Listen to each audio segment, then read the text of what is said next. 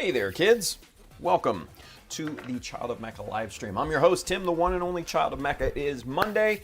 We are gathered here for a new week. Thank you for tuning in. Been a busy weekend, especially if if you were a member of the Child of Mecha community here on good old YouTube's.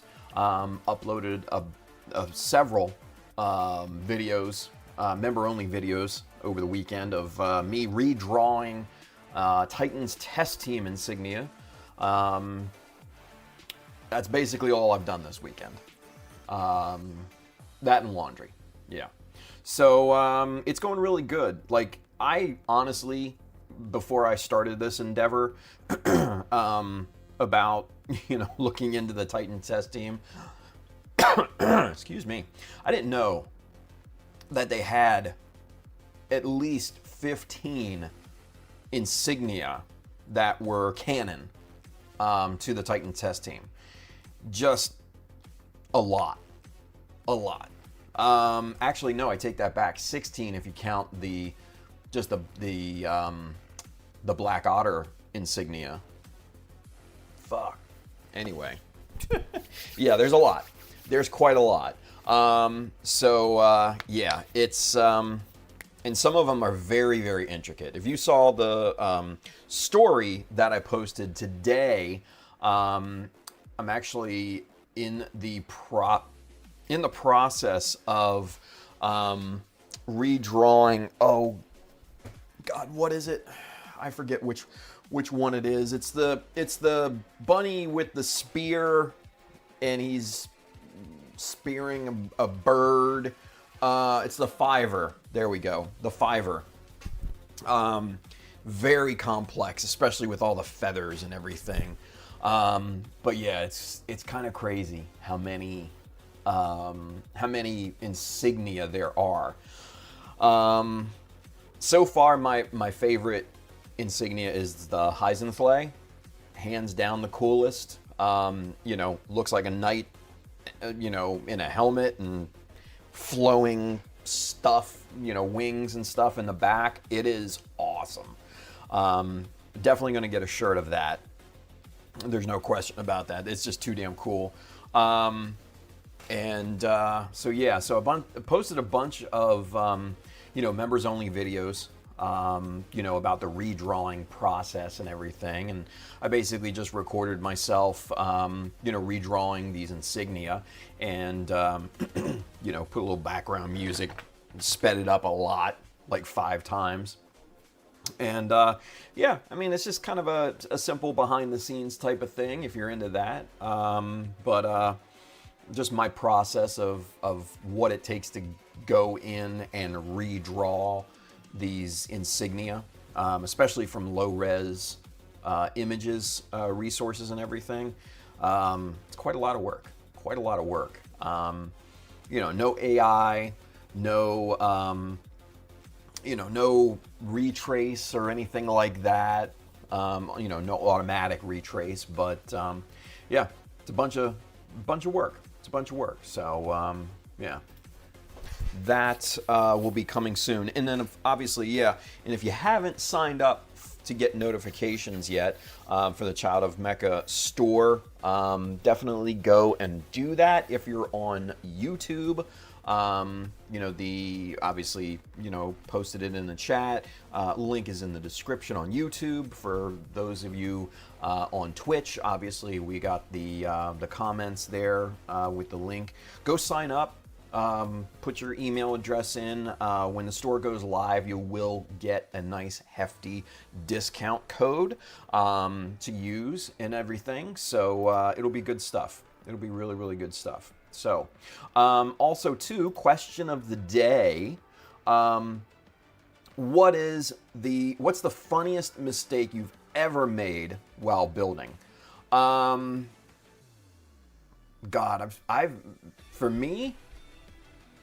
I've made so many damn mistakes while building. I don't know if I can pinpoint just one. I would probably say spending hours and hours and hours scratch building the pods for the Ozymandias backpack, only to, you know, mount them up and actually hate them. So, I mean, that's probably the closest thing. Yeah, probably closest thing. So, hey, real quick. Everybody say happy birthday to Gio. It's his birthday today. At least that's what Facebook told me. So he says, hello everyone, started my new project, Master Grade Endless Waltz Death Scythe Rosette. Started painting the inner frame. Very nice. But yeah, happy birthday, Gio. Happy birthday, buddy. I hope it was a good one. Obviously, you're starting a new project, so that's cool. Yeah, happy birthday, buddy. Happy birthday. So anyway, let's get caught up here real quick. There's not too much chat, but Andrew, Mr. RF Aurora, he answered the question of the day. He said, assembling on kits with asymmetric, swapping which leg goes on which side. Yeah, definitely. Let's see. Bill says, so first part of the question of the day, he says, I was modifying a kit, and after spending hours making the changes, I started assembling. At the end, I was congratulating myself on how great it looked, and how it looked almost like it was made that way at the factory. Turned around, and all the parts I had changed were still sitting there. I made all those changes and I didn't use them. I threw it out the front door. Oh, man. Bill says, Tim, can you call your buddy Warren G? I need him to do his thing. Regulator. What? It reminds me of that show Fresh Off the Boat. Amber's like watching that, you know, on reruns on Hulu and stuff like that. And yeah, what a blast from the 90s past. Yeah. Andrew says, damn, I only knew four of them. Yeah. Probably most of us, yeah. But yeah, 15, 16 insignia for Titan's test team. Yeah. Andrew has a question. We have a question. He says, do paper clips make good pins for connecting resin parts? Yeah, absolutely. I don't have any paper clips around, or else. Yeah, yeah. Just cut them with a little wire cutter type of deal, and yeah, absolutely. You will be able to use paper clips for pinning resin and all that. Yeah, 100%. Yeah. Let's see.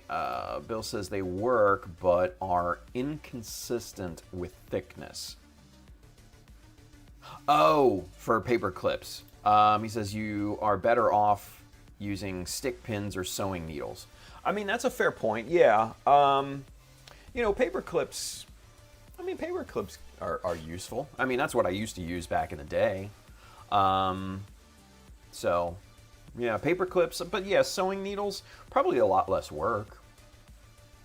Yeah. Gio says, question of the day, funniest thing that I have seen in this hobby. It was Tim telling someone on social media to learn how to paint. Oh, God. Just recently, I mean, I didn't tell him to learn how to paint. I just made the point, like, this dude, okay, so real quick for context, I think this is what Gio is referencing. Some dude bought a perfect grade Unleashed new Gundam. So that right there is like $600-700. And then he's just like, oh, hey, I found this place that does electroplating for plastic. And it was another like $700, or no, $650 plus $48 for shipping or something like that. And I'm just thinking to myself, I'm like, okay, so spend $1,400 or spend another $700 for electroplating, or learn how to paint. It's just like, yeah. Now, mind you, I didn't tell them how to paint. I'm just pointing it out, you know. So, you know, just one of those things. People will jump through hoops to not actually model their scale models. That's a shame. That's a shame. Bill says I had started. Oh, okay. So he says, Tim, you missed my community post. I need a new regulator for. Oh shit! No, I did miss that. Sorry, Bill. My bad, yo. My bad, dog. Regulators. Bill needs a new one. It's terrible. He says I had started my process for making paint samples. Gotcha. Brian's with us, Mr. Lelouch. Finally, I made it. I missed so many days. Hello, everyone. What's going on, Brian? Good to see you, buddy. Good to see you. Yeah, it's for everybody. It's Gio's birthday today, so just FYI, it's Gio's birthday. Wish him a happy birthday, and make your wish list for Bandai, so he can get all the Exias and Ashtrays. Gio says, yeah, this guy paid almost $700 for electropainting. Yeah. I was just like, oh, man, bro. And I wasn't trying to be a dick, mind you. I mean, I probably came off as rather dickish, but, like, I wasn't trying to be a dick. I was just making a point. So, anyway. Andrew says, I think I'd rather learn how to paint, but money talks, as they say. Yeah, I mean, honestly, yeah, I'm not going to tell somebody what to do with their model. At the end of the day, it's their money. You know what I mean? I will give you suggestions on how to make it look better, but you know, at the end of the day, it's all on what you decide. Yeah. Brian says, "Happy birthday, you ancient being." Come on now, man. Gio is now the same age as me, according to Facebook. So I'm not an ancient being. Fuck's sakes. Brandon says, hey, y'all. Brandon, I sent the part out yesterday. So, finally. So, FYI, keep an eye out on your mail. There wasn't any, like, tracking or anything like that, because I just bought, like, the stamp for it, because it was so light, right? So, yeah, just FYI, keep a lookout. It should hopefully be there. I think the estimated arrival date was Friday, so keep an eye out for that. But, yeah, the part is finally in the mail. Sorry about that, dude. Bill says, yeah, I made a post prepping spoons and was going to make another one with the painting, but, well, no painting for me. That sucks, dude. That sucks. Jesus. Sorry. Brian says, point proven. Andrew says, I found those receipt rolls for the ZPG and posted it to the community. Oh, nice. Nice. Kelvin is with us. He says, hello, ya besties. Beasties. Not besties, beasties. Shit. Here I was thinking it was besties. Anyway, Bill says, Tim's rules for how to make it look better. Clip those damn nubs. Repeat step 1. I mean, basically, yeah. I mean, you gotta focus on the basics. You know what I mean? You gotta focus on the basics. The basics, my philosophy is this, and for those of you that have never heard me, preach the gospel of modeling here, the basics are your foundation for everything. If you master the basics, everything will fall into place. You have to be absolutely obsessed with surface preparation, cleaning the nubs, vanishing the seams, making sure that, friction points are addressed, things like that. It's just the fit and finish of things that will get you that kind of 1% from good to great, right? And that's as thin as it is. It's 1%, and it's just, you know, that small portion of people that obsess with the basics of things, right?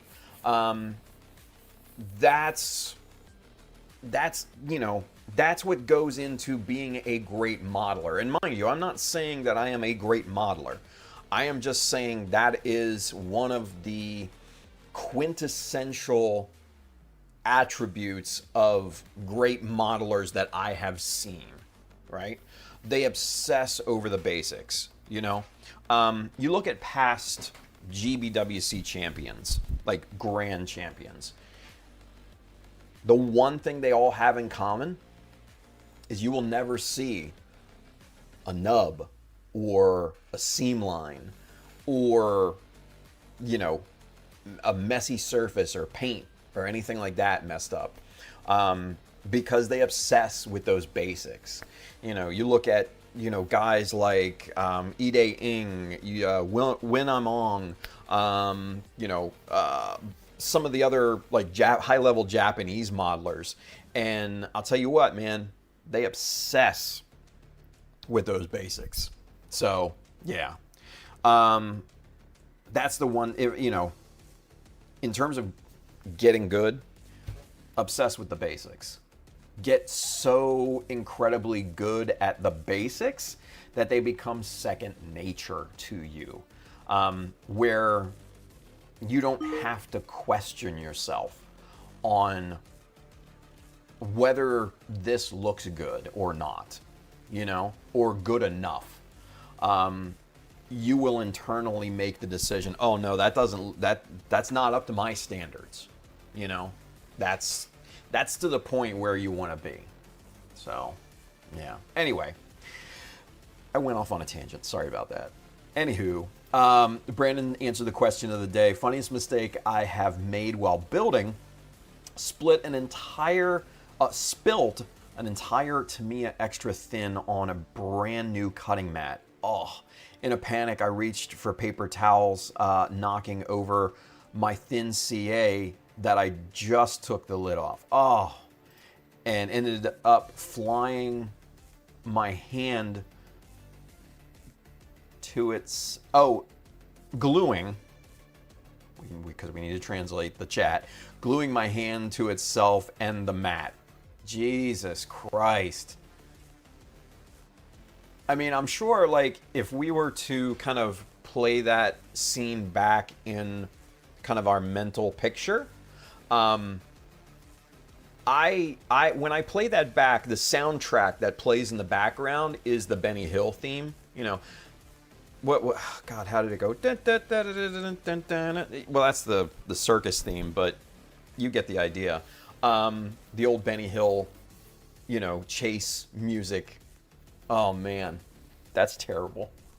That's terrible. Brandon says it was right after I moved into the house, destroyed my carpet, day 2 in my workroom. Fuck. Sorry, dude. Oh man. Andrew says I was working on one of the kits for my GM team and found myself using my glass file instead of using my knife to level the remainder of the nub. There you go. Gio says, I just found it funny. I started painting when I saw how much people charge for commissions. My metallic red Sazabi came out okay, but my metallic blue camphor came out really, really good. Yeah, I mean, commissions are crazy. Especially, you know, for like pretty good. But yeah, I totally get it. You know, and there's something to be said about doing it yourself. There's a reward to it, you know? So, Andrew says, I did something similar. Brandon got a melted spot on the vinyl floor of my computer room. Oh, shit. Mr. Hi Craig is with us. Colin, what's up, buddy? Colin, how's that Doga going?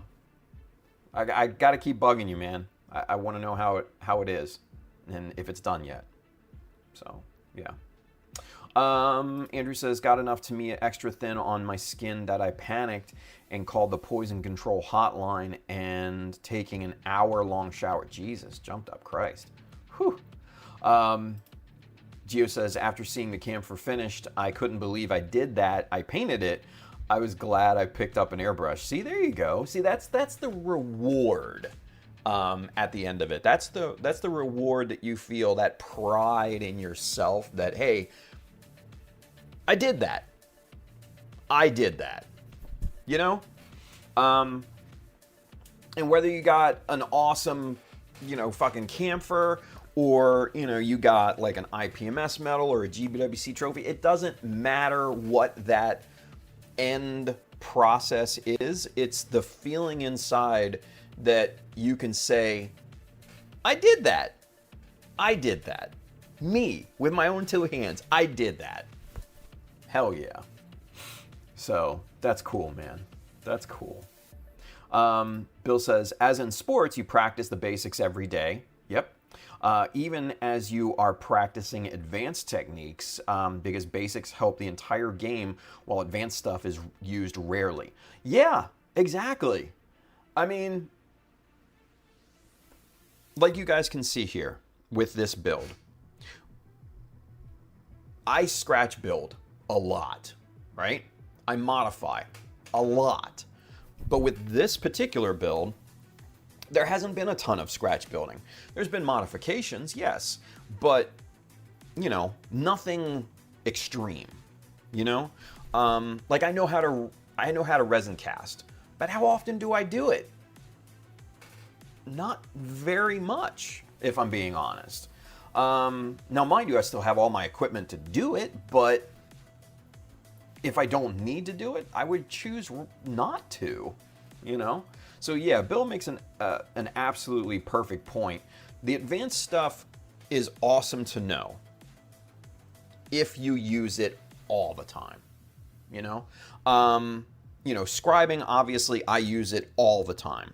Plating, modifications, I use it all the time. Those are second nature. But when it comes to like vacuum forming and resin casting and things like that, I don't use that a lot. I know how to do both, but I don't use them a lot. The last time I used my vacuum former was the Jesta, was airdrop for the parachutes. That was the last time I ever did any sort of vacuum forming. Let's see. Brandon says, working on the basics every day in softball with my middle kid right now. Bill, she just started a month or two back, but sees all the hot shots during doing crazy stuff. I keep telling her basics first. Hell yeah. Same with modeling.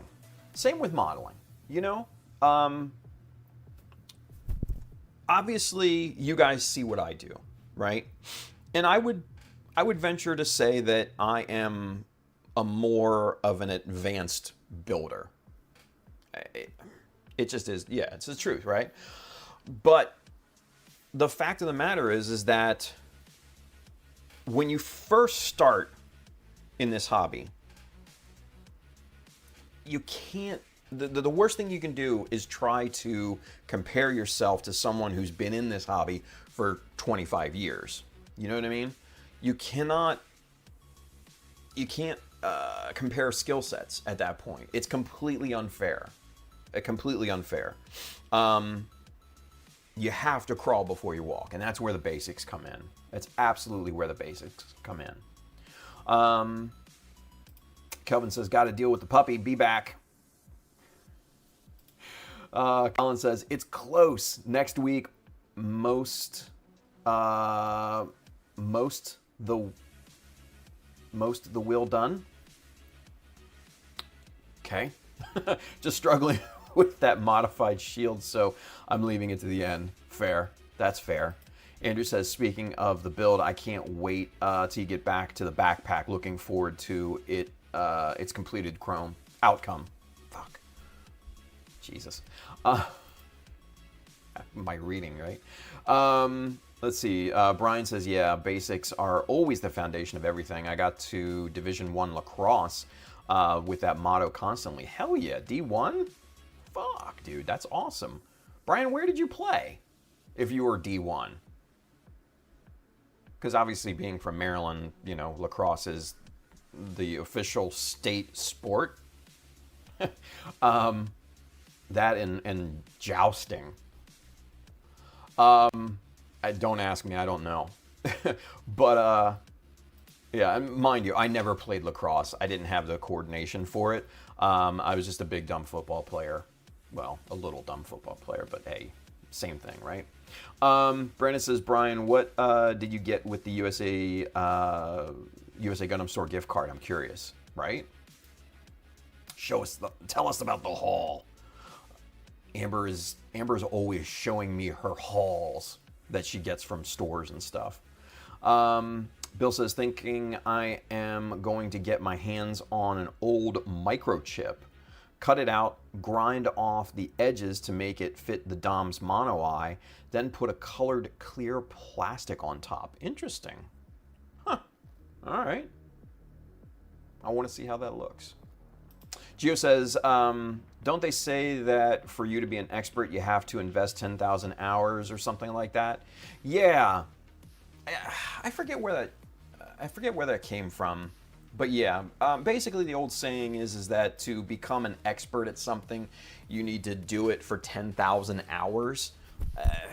I don't know if I put much... I don't put much faith in that type of opinion, but you gotta do it regularly, whatever that task is. Hell yeah, you have to work on the basics and you have to practice. Talking about practice. Anyway, all right, let's go camera 2. I'm gonna grab a drink real quick. I hope you guys don't mind.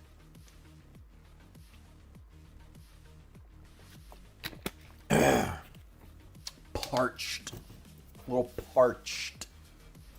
Anywho. Gio says the only way to invest so many hours is a minute at a time. Yeah. You know, it's that, like that old saying. How do you eat a whale? One bite at a time. Let's see, Brian says, I got the early grade new end decals. Did you get any?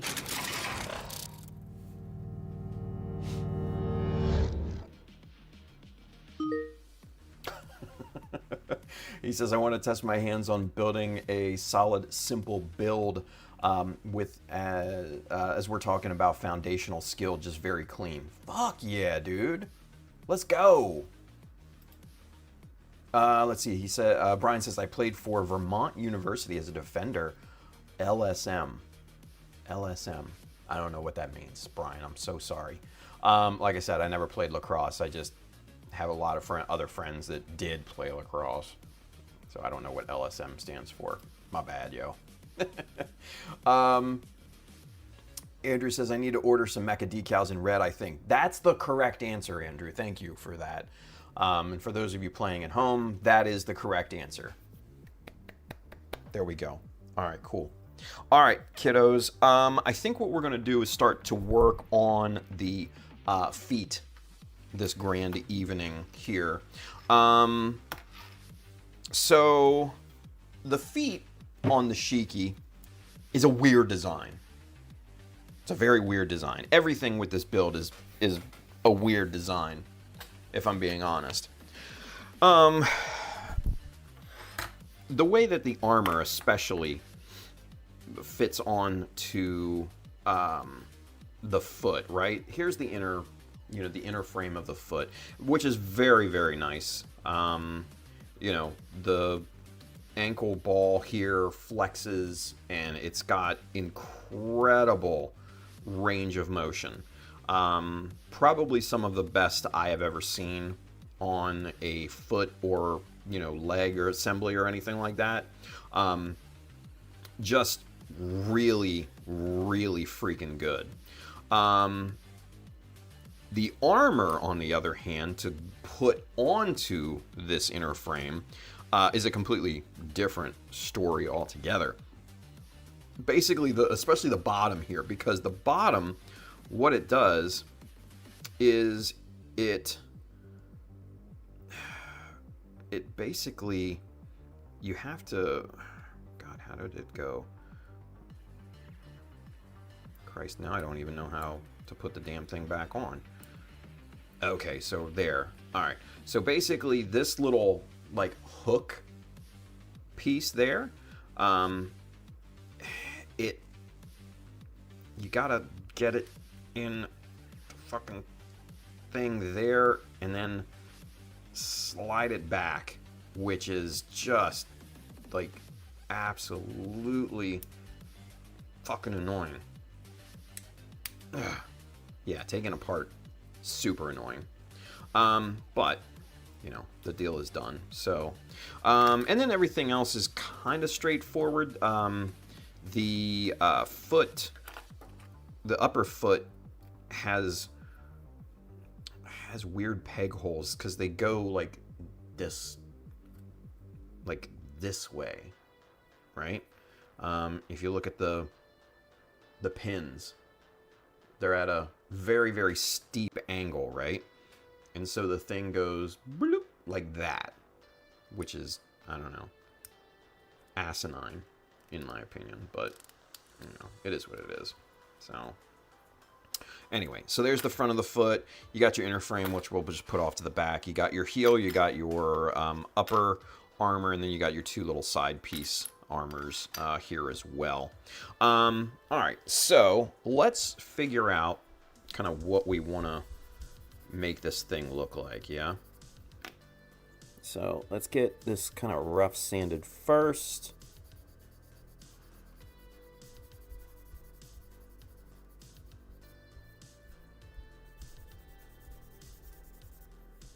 Now, one thing that I've already done with this particular foot is I've taken off, what the, oh, it was bleeding there for a little bit. I don't know what's up with that. That's weird. I noticed it on camera.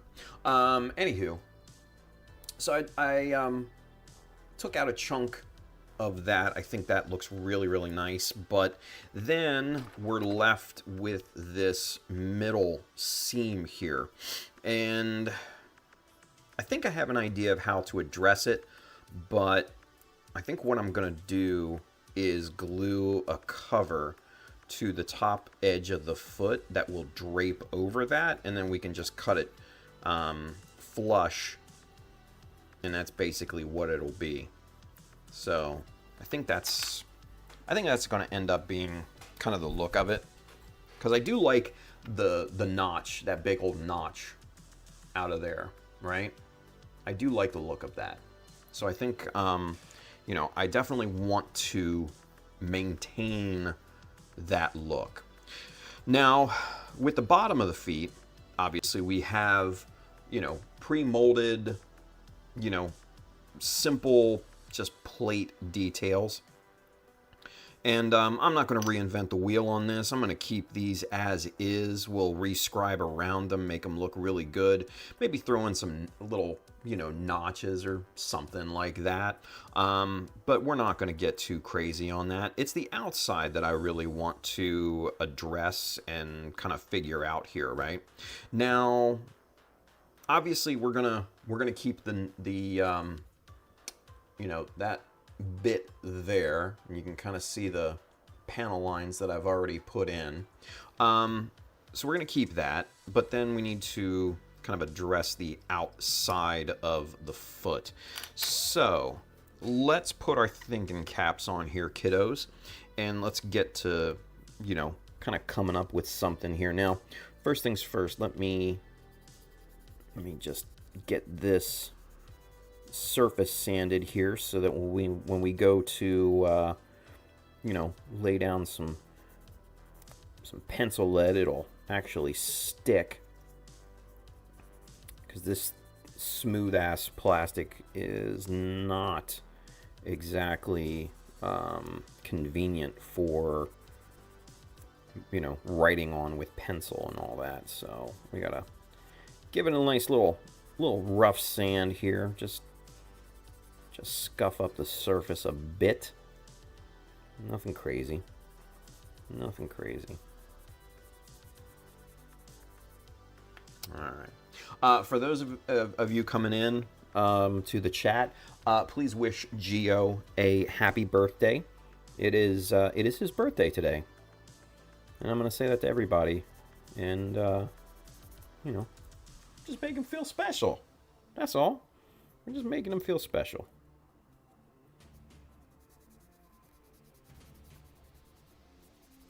All right.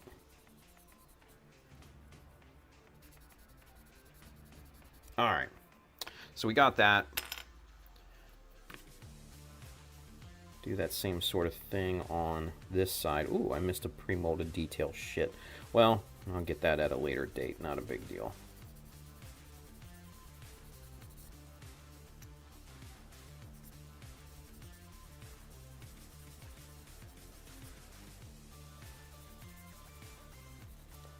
Alright, so basically we're just getting these surfaces ready to get marked on, right? So, here we go. Let's see. What do we do? What do we do here? Speed is the concept, so we need to take that into consideration. Now, one thing that I'm thinking here, let's put the pieces back together a little bit now that it's off of the inner frame. All right, so we've got our front foot assembly, right? So what I'm thinking, we've got this corner right here to start to play off of, right? So what I'm thinking is kind of matching that angle here.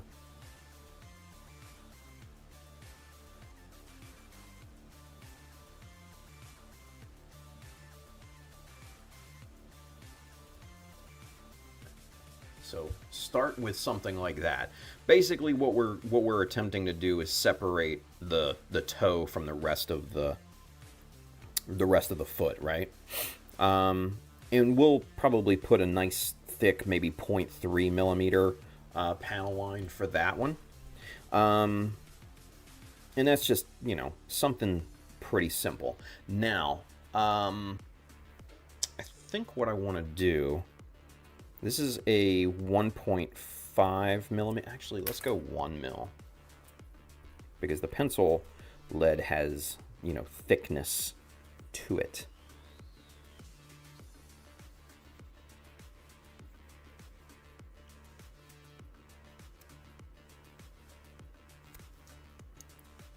All right, so just a nice long line, perpendicular or parallel to the bottom of the foot, just so we can separate, you know, the bottom plate and everything. Because as this thing, you know, walks around, it, you know, will eventually wear out these plates and pads under here. So, you know, those are going to be needing replacement. So what I'm thinking, let's see.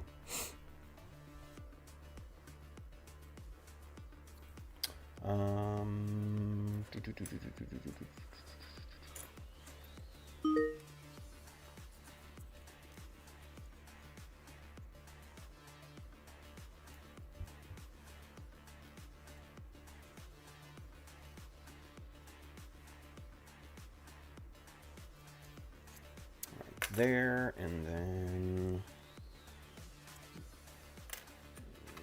what is that, about 5 mil? Yeah, there we go.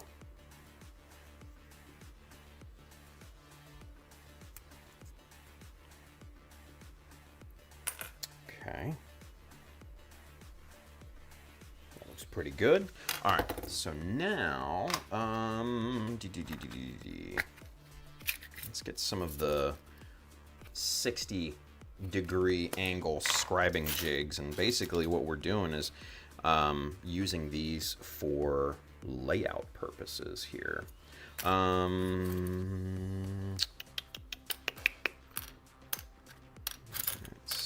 Let's see, where's the other 3 mil? There it is. This is the one we need right No, that shit. Okie doke. So... Oh, there it is.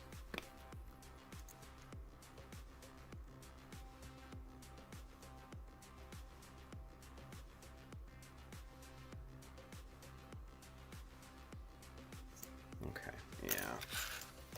Those are all kind of too big, unfortunately.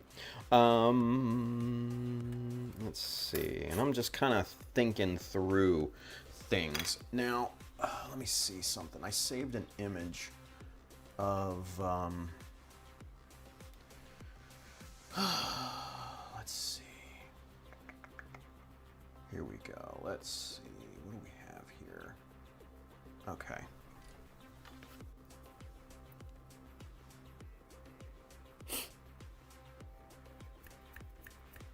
Where's the 4? Let's see. That works. Okay.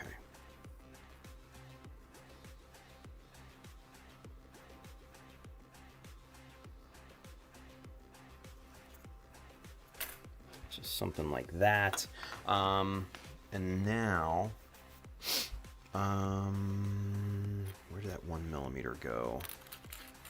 Here it is. Okie doke.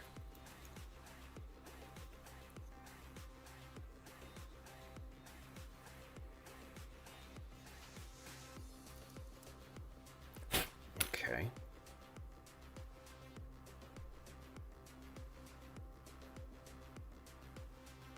Not bad, not bad.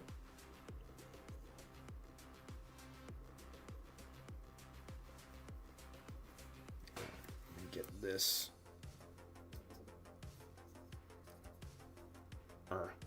Come on. Trying to get the front plate off here. There we go.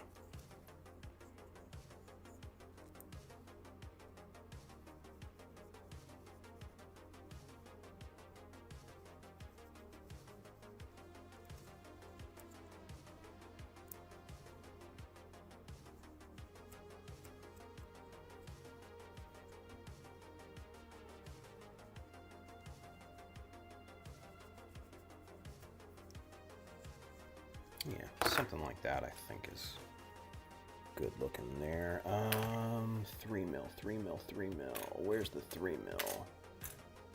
There we go. Yeah, that will serve. Okay.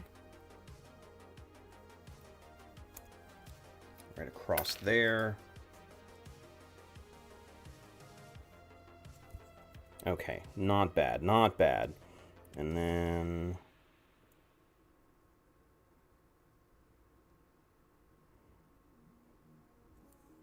get a nice little panel line there.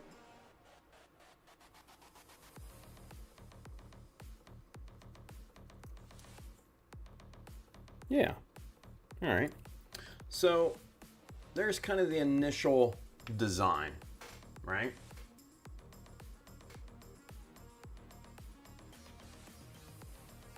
Yeah, just keep it simple. Just keep it simple.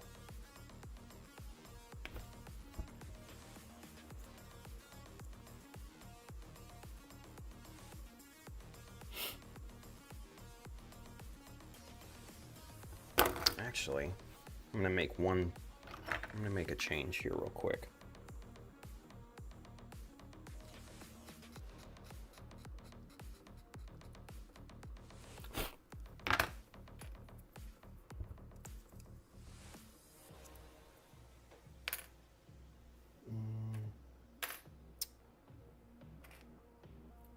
Where'd the 5mm go?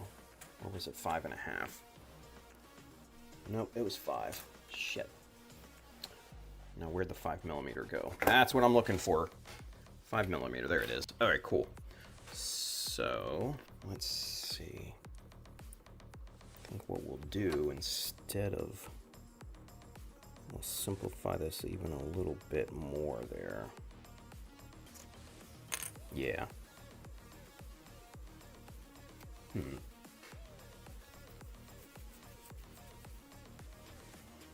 You know what? Let's simplify this even more.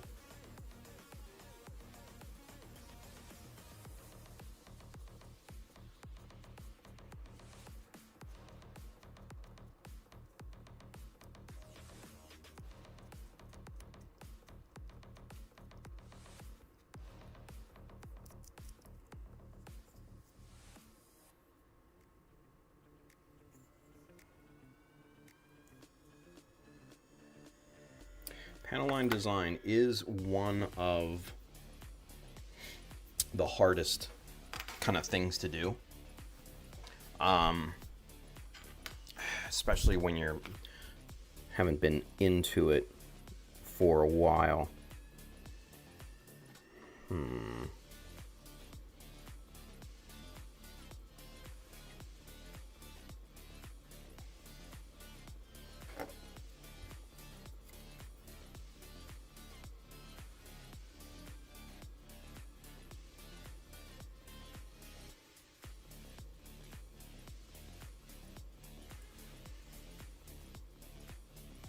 All right, let me take a break on that.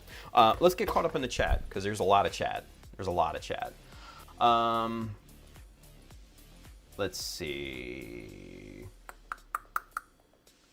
Bill says, Brandon, will those things in the box be enough for the full run of 0 parts given? Brian says, it was short-lived, left before my first season. Family death changed the whole college course. I stepped up to help everyone. Respect, Brian. He says, yes, Tim, I got Mecha Decals. I heard they were good or something. Nice. Let's see. Andrew has a question. We have a question. He says, has anyone ever used the straws from canned air in their builds? I have not. From what I can understand, or from what I understand, they're just basically plastic, just, styrene or something, but I'm not 100% sure. I mean, you can pretty much get the same thing in like evergreen plastic, which is really, really good. Obviously polystyrene and all that. You can get these in little itty bitty tubes, highly suggested, and you can order from their website too. Really good people. Yeah. Let's see. Brandon says, thanks, Tim. I'll check the mail in a day or two. Appreciate you getting out. Always, dude. Sorry for it taking so long, but, as our boy Bailey says, life be lifin', right? Ultraman Dyna, Mr. Luis is with us. He says, good evening, everyone. Made it to another night stream. What's going on? I saw Brian. He says, what's up, Ultra? I was about to say Ultra. What's up, Luis? Good to see you, man. Good to see you. Let's see. Andrew, Bill says, Andrew, I used coffee stir sticks before. I wanted something to simulate bamboo armor. And it seemed the right size. The plastic was too thin for plastic cement, so I used CA glue. There we go. Lorenz is with us. What's going on, Lorenz? Evening, guys. He says, after a busy few weeks and a minor basement flooding, I live. Holy shit. A minor basement flooding. I've never thought I would hear those words all put together like that, because honestly, any basement flooding is not minor. Holy crap, dude. Whew. Let's see. Andrew says, thanks, Bill. I found one at a random today and thought it might make good gun barrel parts on scratch builds. Oh, yeah. I mean, they're nice and small, so, yeah. Bill says, it did not turn out well for me, so I can't give any good info. Aw. Let's see. Yeah, exactly. Brian here, he says, Lorenz, what's up? Oof, hope everything is fixable, right? George is with us, Mr. Old School Gumpley. He says, hey, Tim and all. George, what's going on, buddy? If you need a good laugh, go check out the thumbnail on one of George's latest live streams. It is literally him like this. It's hilarious. So much so I even commented on the video. I'm like, oh, that thumbnail. Oh, it's great. It's fucking great. It's brilliant. So go check that out for a good laugh, and obviously, you know, check out his live streams as well. But man, the thumbnail, classic. Louis says, Gio, happy birthday, man. Glad you're here. Absolutely. And I see Gio. Thanks, Tim, and thanks everyone. Gio, you're welcome, buddy. That's what we do. Bill says, try it out and let me know. I love learning about new random items that can be used. Hell yeah. George says, happy birthday, Gio. Let's see. Looks like everybody's talking to one another, getting familiar. Anthony is with us. He says, hi, Tim, and everyone. Happy birthday, Gio. Stopping in before bed to see what's happening. Man, we're trying to come up with a design for this foot, but we'll see. We will see. Let's see. Bill says, Gio, happy birthday again. So what was it like seeing the creation of dirt? Man, Bill, he does that because he knows I'm the same age. It's messed up. What's that make George? Huh, Bill? Did you ever think about that? See that kind of sideways dig? It catches shrapnel, or other people catch shrapnel. Anyway. Andrew says, make some stiletto heels for it. Zeta 2 style, Tim. No. No. Lorenz says, we got it sorted out, thankfully. Cool. Good. Jesus, look at this. Brian, so Gio, what was the Big Bang like? Fuckers. Because I'm taking this personally, because you know what you're doing. You know what you're doing. Brian says, good to hear, Lorenz. I had to deal with Hurricane Helene damage a few years ago. Water damage is the worst. It is. It's terrible, dude. Terrible. Andrew says, never dealt with basement flooding due to weather. The drainage line outside got completely blocked with tree roots, though, preventing the basement from draining. Oof. Yeah, you all need a good, what's called a sump pump. That's what we have here on the East Coast. Lifesaver. Thankfully, the place where I'm living right now, I have never once heard the sump pump go on, and I check it, you know, every month or two, just bone dry, so it seems like the water table is very low in the location where I live, so thankfully. Let's see. Bill says, if anyone follows me on Instagram, go watch my daughter hit a double. Oh, that's Brandon, sorry. Hit a double at her first softball tournament. Aww. Aww, you guys. She hit a double? All right, hang on. Let's take a look here. Let's take a look. Let's see. Where is Brandon? There's the where is it? Oh. Oh, shit. Brandon, do you have more than one Instagram? Or something?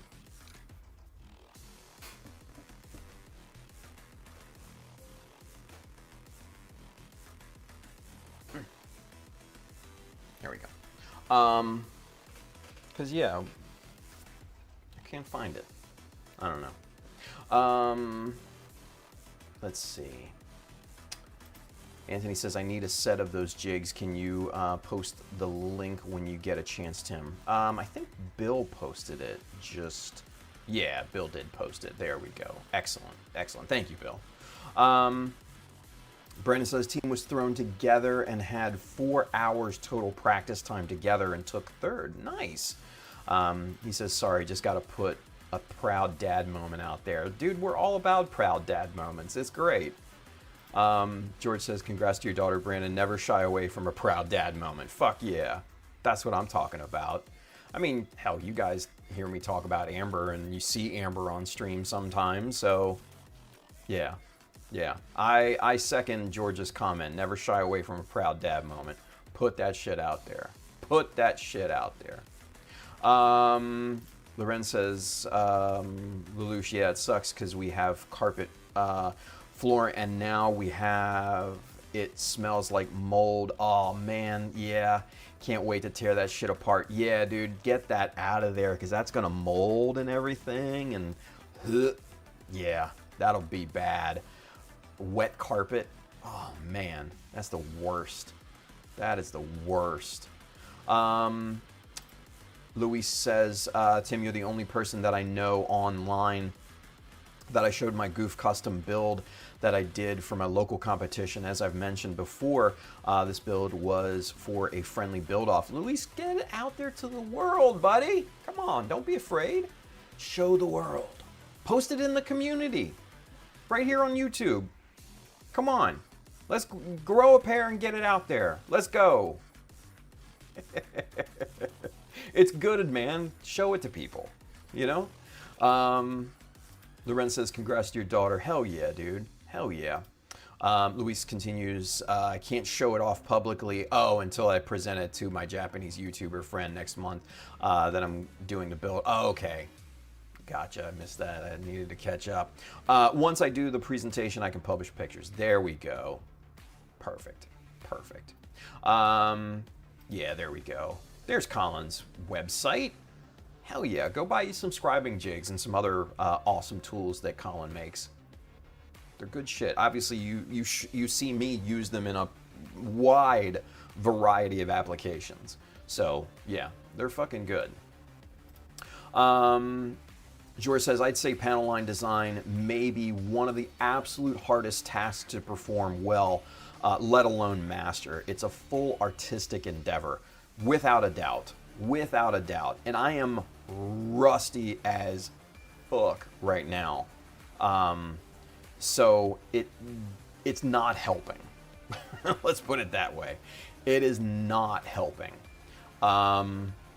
It just, yeah. It's one of those things, man. It's one of those things. Louis says, what I would like is for whomever would like to check it out to please give me a real critique. I promise that I will not get offended. I entered that build on my very first competition. Nice. I like it. I like it. Brian says, Brandon, was ZPG already due? I had no time this week. Super long hours. I think... Yeah, okay, we'll get caught up to that here. Let's see. Louis says I won second place, so that was a true surprise to me, but I definitely welcome all input. I want to get better. See? That's what I'm talking about. That's what I'm talking about. The want and the desire to get better at this. Become a student of the art form. That's what I'm talking about. Good on you, Luis. I like that. I like that. Keep that energy up, dude. Keep that energy up. Bill says to Brian, it was extended, so you got time. Yeah. Yeah, and Brandon says, no time frame really anymore, Brian. Life be lifing. Part 3 will be posted sometime this week, but jump in whenever and wherever and whenever. Nice. Nice, nice, nice. Excellent. Let's see, George says, haha, thanks, Tim. You're welcome, buddy. Bill says, I'm only like 6 months younger. You're just a baby. Brian says, good, because all last week I was busy. Me and the wife got married. Yes, I know, confusing, but we got married in Ecuador under the church a year ago. We're USA official now. Gotcha, gotcha, gotcha. Well, hey, you know what? Today is Gio's birthday, and then also too, we got Brian getting officially married So we got both of those happening. So congratulations, Brian. Congratulations.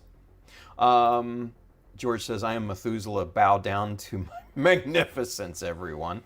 Gio says, George was there first. Then we showed up like apostles. Lorenz says, Tim, LOL, yeah, I'm trying to be positive so I don't have to stress about it too much. Oh, shit, sorry, dude. Brian says, oof, George got thrown under the bus.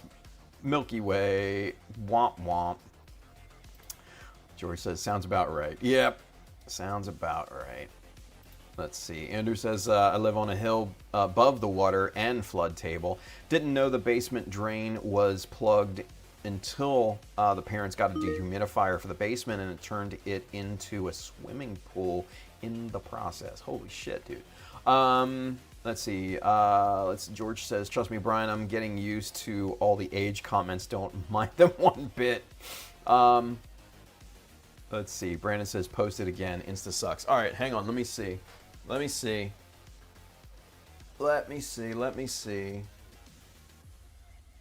Oh, here we go. There we go. All right, hang on, you guys. All right, hang on. All right, I paused it. Let's take a look at Brandon's daughter smacking this double. Okay, we can all watch in splendor together. All right, so here we go. We'll unmute it. Come on, you fucker. All right. Ball one. Oh, shit.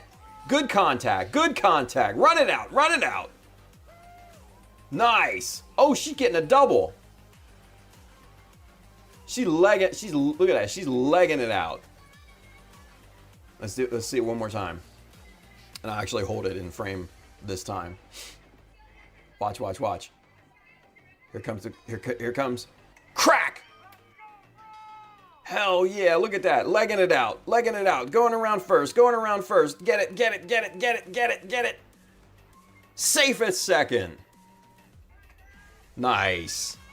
She might have gotten a triple on that one. See, I would have been aggressive and been like, nah, I'm not stopping at second. Let's go. Make the infield work. Make the infield work. Man, she cracked it, though. That was good contact, dude. She cracked it. Good stuff. I love seeing shit like that. Yeah. Gio says the sound off the bat, clean. Just that tink. You know, obviously because it's a metal bat, right? Yeah. Good shit. Brian says, LOL, instead of Uncle G, I'll say Uncle Ancient. Wow. He says, works for me, Brian, you youngster. Kelvin, I'm back. Had to rock the puppy to sleep. Aw. Let's see. Brian says, I'm feeling the age creeping in. I finally got introduced to optioning and sun locking by my doctor a few weeks ago. They said, so I don't wrinkle. I have no idea what either one of those are. That's interesting. Let's see. Gio says, funny thing about the Big Bang, an Exia model kit was already there, followed by an ashtray. Yeah. Gio, I love this fucking joke, dude. We need to keep this going. Just like Bandai keeps Exia and ashtrays going. Oh, buddy. Let's see. Colin says, do you have panel line rules or things you look to avoid when designing? Oh shit, dude. The only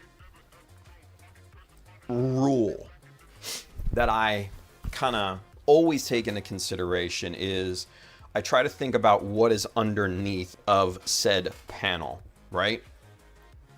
And I'll be honest with you, looking at this, I'm gonna wipe all this off and we're gonna start again, because I'm not happy with it.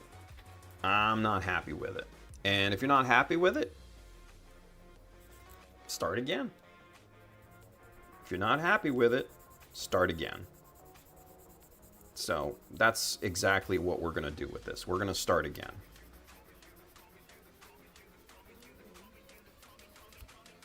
Ooh. My tummy just growled. I'm hungry. I'm hungry. I've been working all day, redrawing. For those of you that missed the top of the show, I spent all weekend redrawing Titan's test team insignia. Do you know that there are 15 canon insignia? No, 16. Sorry, I keep forgetting the Black Otter insignia. There are a total of 16 canon official Titans test team insignia. 16. Craziness. So if you haven't been watching the stories and stuff, especially on Instagram, I'm posting, little updates on that. And then obviously if you're a channel member, I posted the redraw process on all the ones that I've done so far. They're a fun behind the scene type of video. I'll make those public here probably next week or something, but I wanted to give everybody a chance, all the members to check it out first and everything. Anyway, getting back to the panel lines and everything. Yeah, just think about what's underneath. Think about what's underneath. Think about how the most efficient way about how the parts and everything could be maintained or replaced. That's the one thing that I always try to keep in the back of my mind when, designing panel lines. Yeah. Hobby X Core, we out here. What's going on, dude? Let's see. Hobby X Core says to Colin, I'll link with you soon. Thank you so much for producing an amazing product. Hell yeah. Yeah, there we go. Hey, Brian, congrats on the second wedding, right? Lorenz says congrats. Brandon says, thank you, Tim. I'm going to show her this tomorrow. She's going to be so excited. Yes. Hell yeah, dude. That's awesome. She did a great job. Yeah, like Gio says, the sound off the bat, it's clean, right? That tink. Yeah. Good contact. Good contact.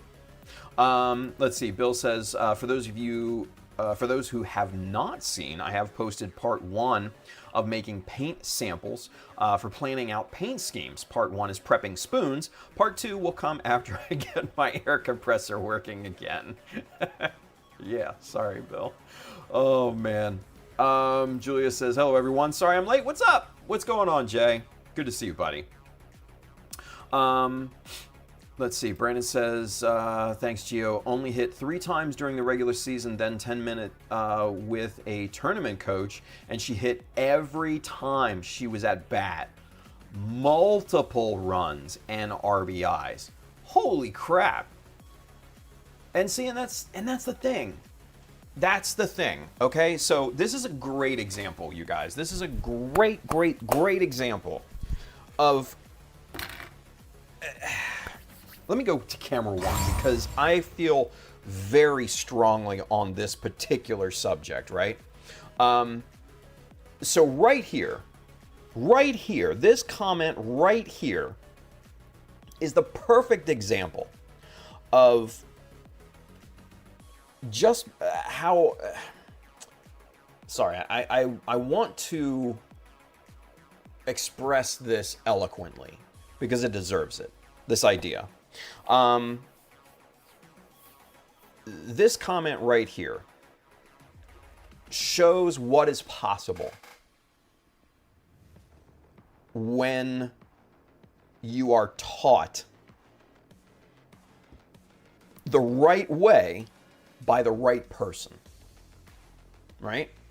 Someone who has experience in that subject. This is what I'm talking about. 10 minutes. Minor tweaks, probably. Minor tweaks, right?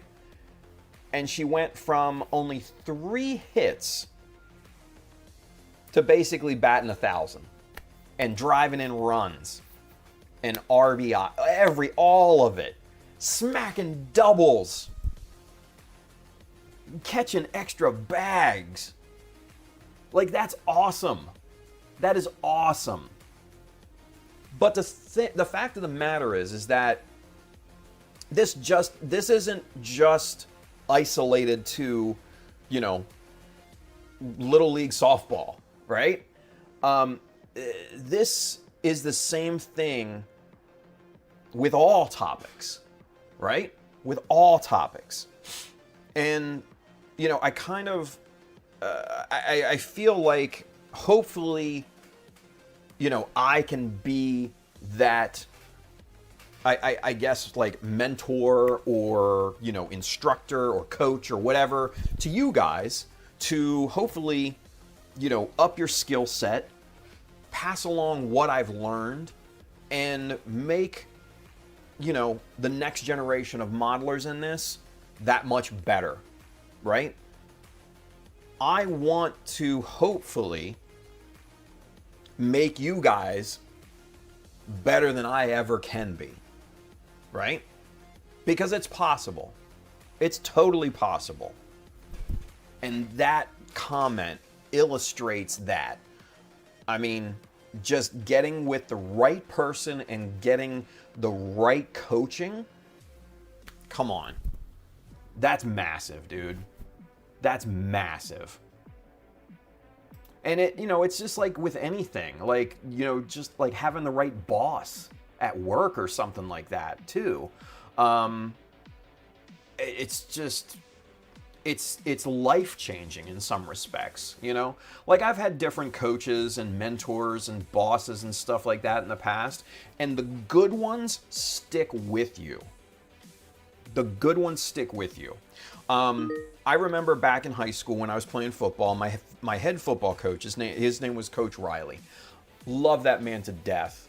Absolutely one of the best persons that I've ever met in my life. And he wasn't one of those coaches that yelled at you. He just reinforced things, right? And he said, you know, if you didn't do good on this rep, do better on the next one. Or we'll find somebody that will. You know, and that's how it was. It was, you know, it was not sugar-coated. It was just straight up no BS, right? And I'll tell you what, that man alone taught me a level of discipline that I never would have achieved otherwise. So, yeah, finding the right coach, the right mentor, the right boss, whatever title it is, massively important. Massively important. So, that's awesome, Brandon. That is so fucking awesome. I don't know. It makes me feel giddy inside. I mean, I can only imagine how your daughter feels, you know? Just smacking hits all over the place. Oh, it's fucking great. Proud of her. Proud of her. I know you are. But hell yeah. Brandon says, awesome, Bill. I have to check that out. Bill says, my hard rule on panel lines is this. No 90-degree angles. But I am weird. There's nothing wrong with 90-degree angles. Nothing wrong with 90-degree angles. It's the, you know, less than 90-degree angles, the acute angles that are more so problematic.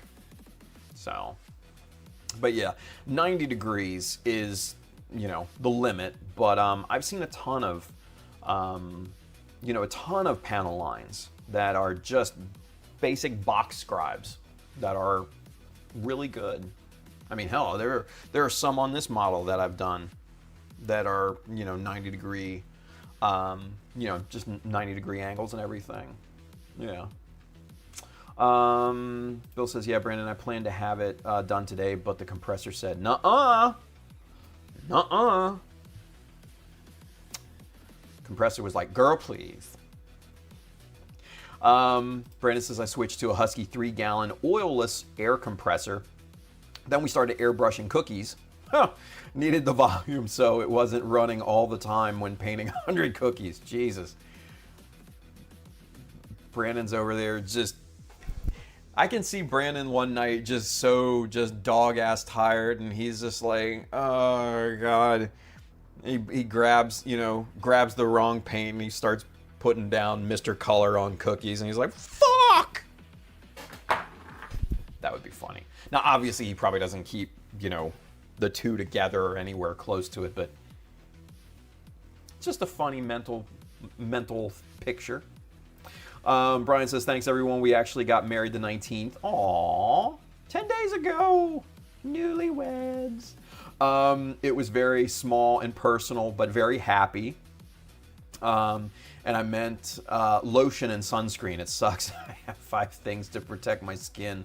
The wife's strict. Oh, man. I gotcha. Gio says, congrats on the wedding. Hell yeah. Brian says, thanks, Gio, but today is your day, man. Hope the world and life just gives you more in abundance in everything you need. Aw, that's a nice sentiment. Brian, that's very cool. That is very nice of you.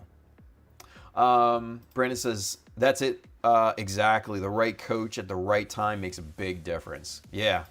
Bill says, yeah, 10 minutes with a woman and she taught Lelouch how to put a ring on it twice. LOL, just kidding. Nice. And Brian says, oh, that made me cackle, right? Bill says, liar. Right angles are wrong. They are evil. Let's see, Brandon says, didn't do it with paint, but sprayed a bunch the wrong color and had to scrap them all and start over completely at midnight. Oh, buddy. Bill says, wrong color just means you get to snack on them rather than send them out. Dude, can you imagine making cookies for a living and being so just tired of eating cookies and everything? My first career job was with a company called Edie's Grand Ice Cream here in the States. It is Dreyer's Ice Cream, Grand Ice Cream on the West Coast. So same company, 2 different names. But I was a route salesman, and I had a varying number of grocery stores that I would call on, and I would go in, merchandise the product to the shelves, make sure everything's straight, order, back quantities just to be on the safe side to get them through the week or through sales or whatever, make the orders, all of that. And then our drivers would deliver it, and then I would come and, put up the order and all that good stuff. And, I had anywhere from, 15 to 20 some stores that I would, call on weekly, right? And I'll tell you what, man, dealing with that much ice cream, you learned to not like it as much, right? Now, mind you, we had to be experts of the product, and we got ice cream for free. Yes, we did. But yeah, you definitely learned not to like it as much. Love ice cream now. I'm back at it. I'm back in it to win it. But yeah, man, I can understand that cookies would probably be the last thing I'd want to snack on if I made them for, even a side hustle like Brandon, Brandon says, I'm so cookied out, Bill. I eat one like every couple months. See? He says, the smell of baked goods, it's almost sickening to me these days. Oh. Renee, she went into a new grocery store down in North Carolina, and she smelled something that was so incredibly good. Coming from the bakery, but she hesitated to ask because she didn't want to get caught in the vicious cycle of, oh, let me buy that and eat it and all of that, so yeah. Bill says, see, this is why I refuse to work in a restaurant even though I have a culinary degree. That's fair. Lorenz says, what are some of the things that you learned about ice cream, Tim? Oh, that's a question. We have a question. So a few different tidbits on the ice cream industry, and we'll get back to work. The amount of what's called butterfat in a ice cream mix increases the overall quality and kind of luxury of ice cream. So if you look at like super premium brands like Haagen-Dazs, right? It has a very, very high butter fat, ratio to it. So that's one of the biggest things when it comes to a really, really good quality ice cream, is you need to have a high butter fat ratio in there. That just makes it super smooth and creamy and everything. The other really interesting tidbit is that tastes are regional, especially in the U.S. I don't know about the rest of the world, but in the U.S., where flavors are popular, say on the East Coast, they're not popular down south. They're not popular, the same popularity on the West Coast, things like that. So here on the East Coast, Mid-Atlantic, your number one seller is always going to be like vanilla bean, whatever that is. That's always number one. Your number two is here on the East Coast, Mid-Atlantic, is actually butter pecan, or at least it was when I was slinging ice cream. So the number, the popularity would go vanilla, butter pecan, French vanilla, cookies and cream. What was after that? Cookies and cream.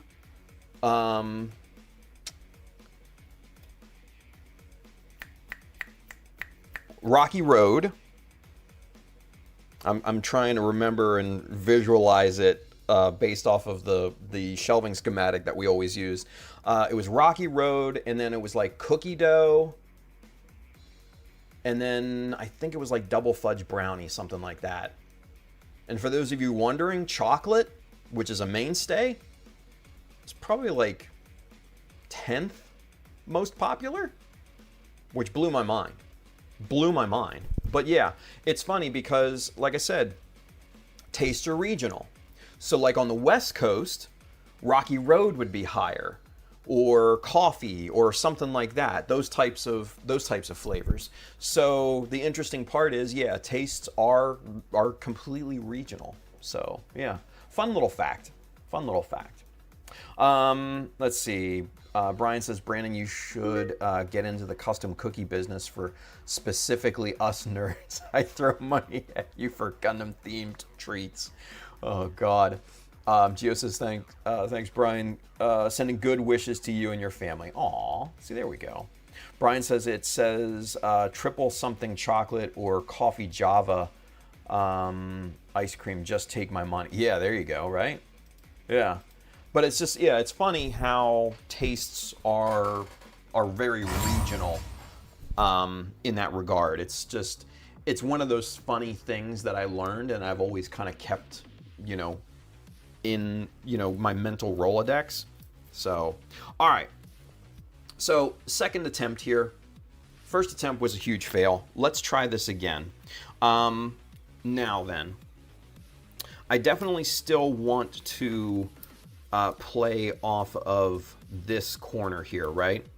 But what I think I'm gonna do, instead of bringing a diagonal and dropping it straight down, I think I'm gonna go a little farther down and make the diagonal in line with this 1 millimeter, because I did like that bottom kind of line there, so we're keeping that, right? We're keeping that.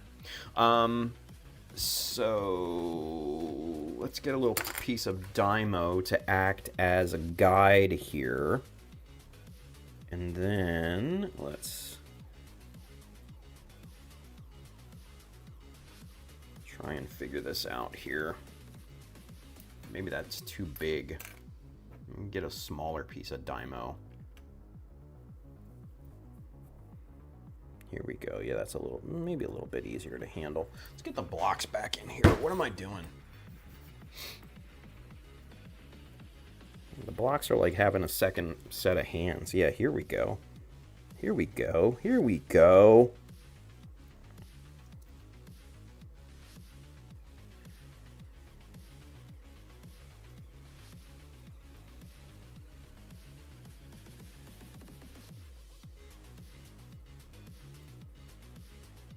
Okay, and then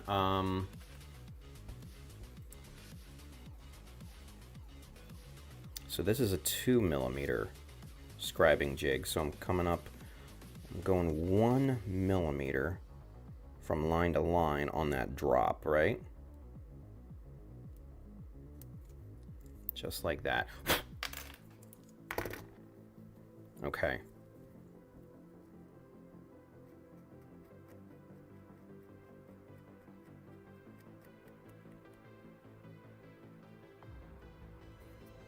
And I'm just, using the knife to scrape off the extra graphite here just to make this a little bit clearer.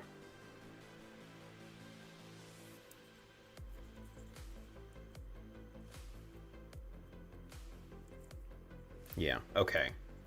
I'm already liking this better. I'm already liking this a lot better. All right. Cool. So,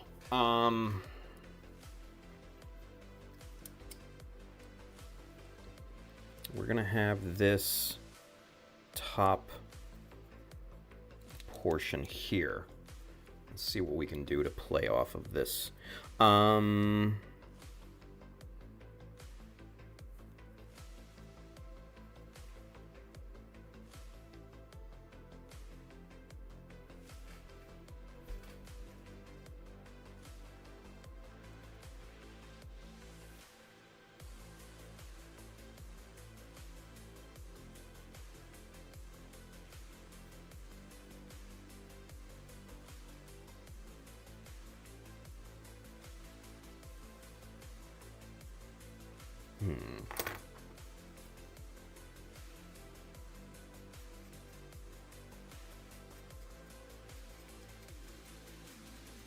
Trying to work through what this is going to look like in my mind here.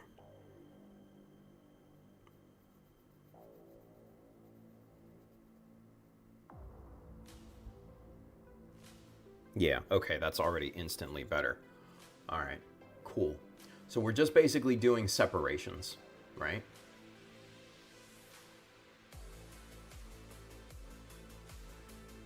Just doing some separations.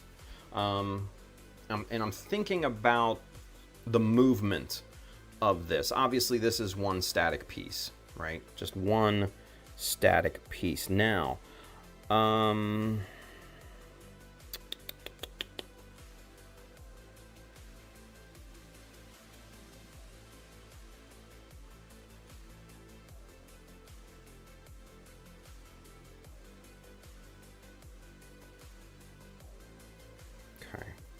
keeping that.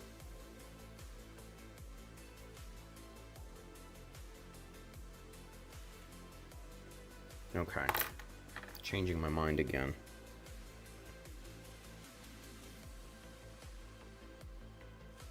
Or am I? Okay.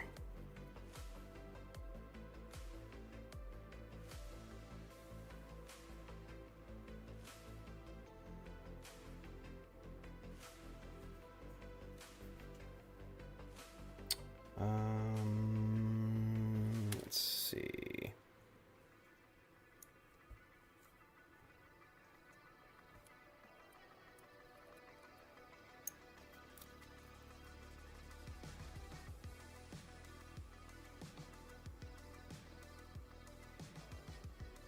No.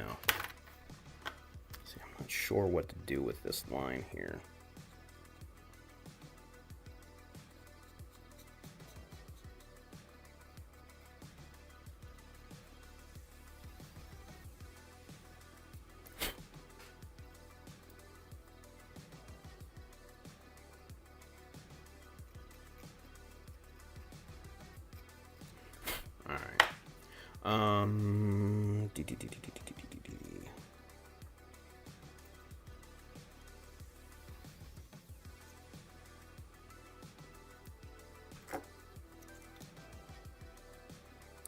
this basically goes in here like that. Let me take a look at the other foot to see how it's designed. Okay, so that's super close. All right, we can get away with some other interesting things here. All right. First, I want to, let's see.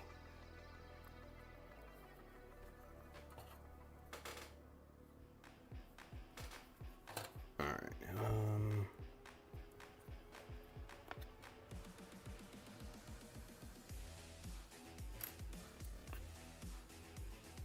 5.5.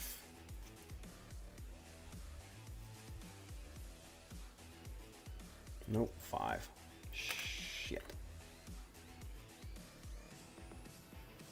There we go, on the money. All right, cool. So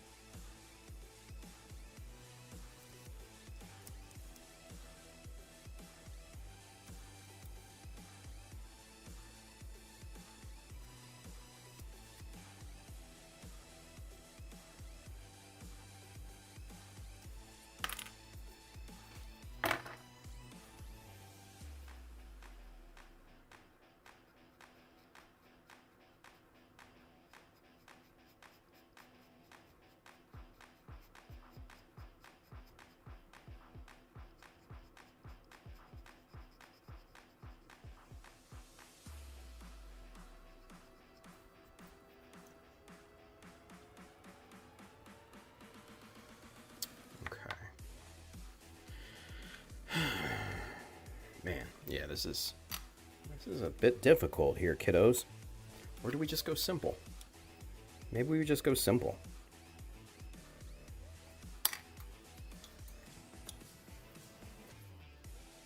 That's 5 mil, right? Yeah.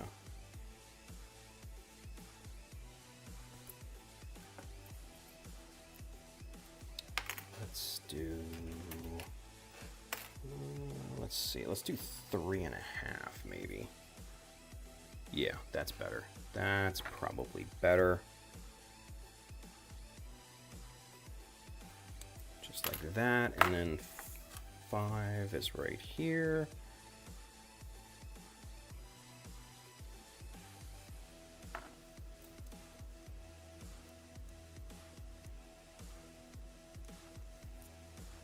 Yeah, okay, that's so much better on the heel. All right, I think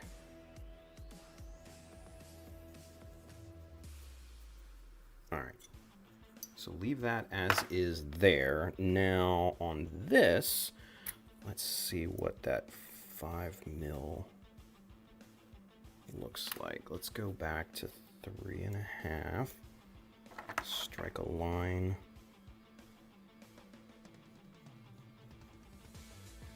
here, and then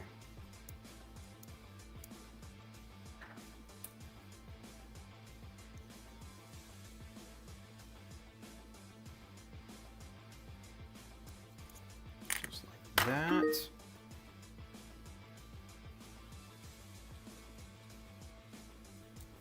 Cool. And then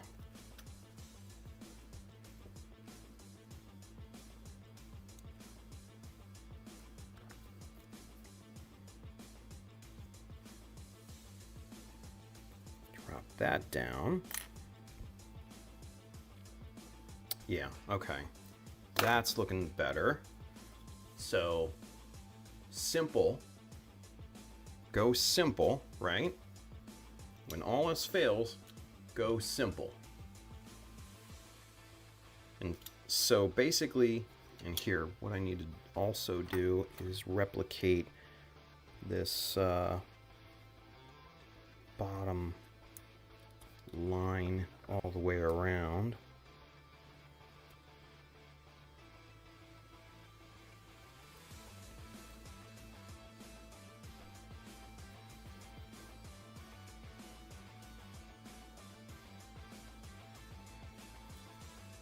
Yeah. Okay, cool. All right. So we go simple. When all else fails, simplicity is always good, right? Simplicity is always good. So basically what we've got going on here, right? And simple is efficient. Efficient is fast. Fast, what is it, kids? Fast is speed. Yes, that's the correct answer. All right, so we go simple. And I'll embellish this with some notches and stuff to fancy it up and all of that. But just getting to the nitty gritty of the panel line for the lower foot here. So on here, I've matched the 1 millimeter bottom line. And then we come up from this edge, 5.5 mil for that. And then what was it, 3.5? Yeah, 3.5 millimeters up from the bottom. So I think that looks really good. That different offsetting thickness or dimensions there, I think is a good idea. I think that looks really nice. And then obviously we're going to kind of echo that in a way. 5 millimeters from this edge to this line here. And then you got your 1 millimeter at the bottom. You've got your line coming down from this corner to incorporate that and separate everything. And then this panel here is coming up again 3.5 millimeters from bottom plate. So that I think looks good. Now, I want to take a look here at the top of the foot here now. So this is a little bit of a, kind of a different beast. Little, I would say, easier, in my opinion, than, your side design. Because basically what you've got here, you can just come down, and what we'll actually do, we'll come down on this side here, like this. Shit. And we'll do that on both sides, yeah? Right at the bevel. And then what we can do is at the bevel itself, angle down.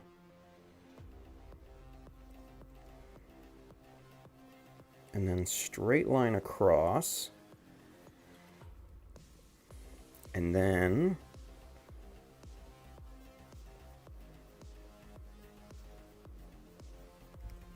just like this.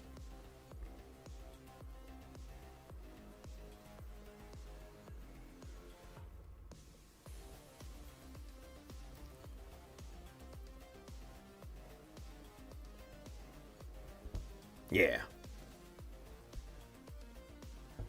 So basically we're making this kind of into a lid that pops open and everything, right? I'm gonna fill that nasty little pre-molded whole thing. Blech.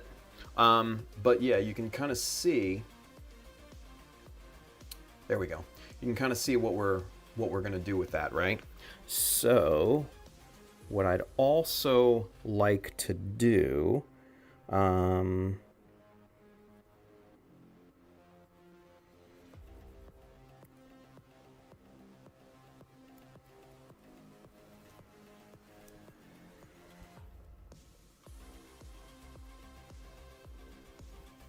little micro panel on either side.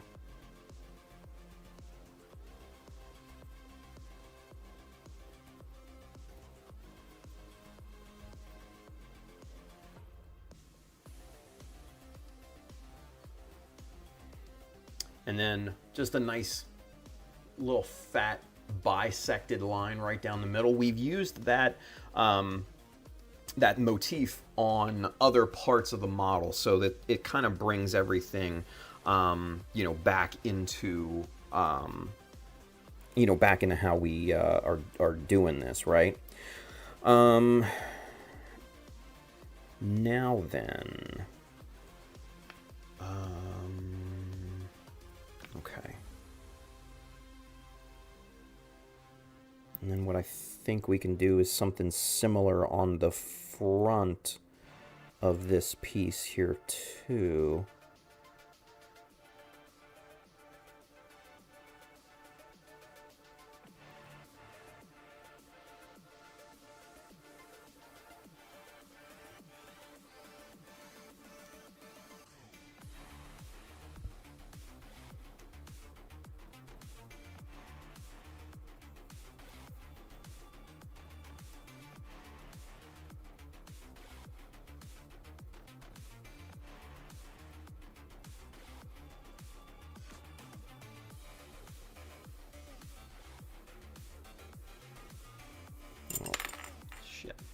See, okay, here we go. Now we're cooking.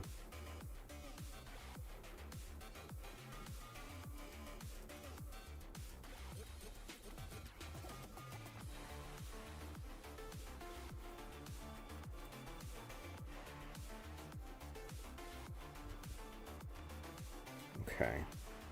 That's good. That's good. That's good. Okay.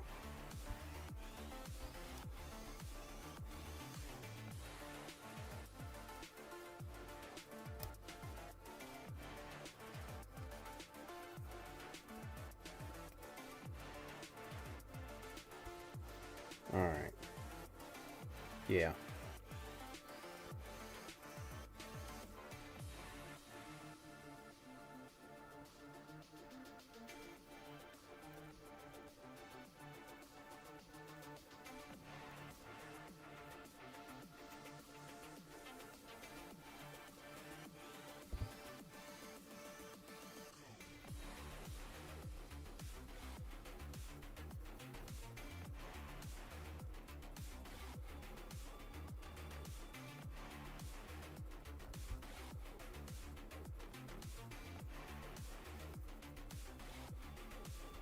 Yeah, there we go. All right, cool. So, okay. I'm getting in the mojo. I'm getting the mojo. Here we go. I'm getting a style, a feel, kind of locked in, if you will.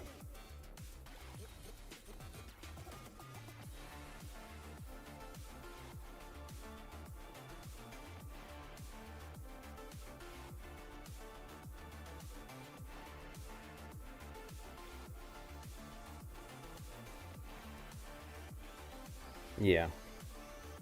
All right. Excellent. Excellent. Okay. So, put this guy back on here. We can kind of start to see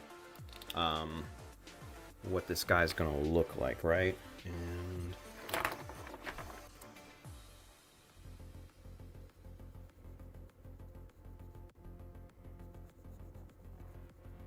yeah.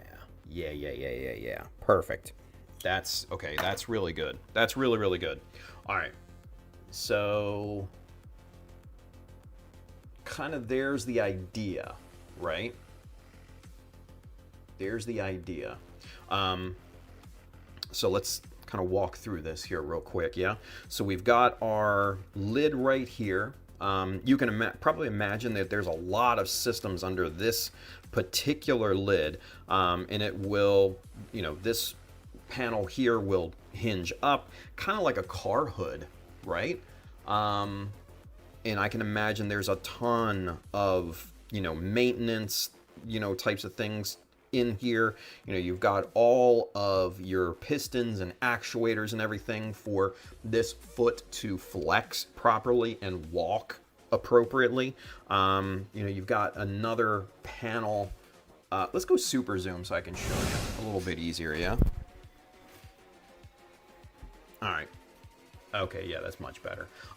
So yeah, you got this panel here, and these lines basically extend down here, and you've got that notch right on the front of the foot, so that's really good there. So a little couple notches. You got your micro panel. Same thing with the kind of front ankle armor here. basically panel lines right down here, and they'll connect, you know, I'll run a panel line in these, you know, corners and everything like that. So you can kind of see how all of those lines, you know, start to match up at the end of the day, right? You know, you're going to have some panels here. This whole front part basically can lift off or hinge or whatever. I don't know. Yeah, that's simple. You know, we're not getting crazy. You know, this is my first build back, so I don't know if I could get super crazy with these panel lines, but I think there's an elegance to it. I think that looks really good. Yeah, and I'm happy with that.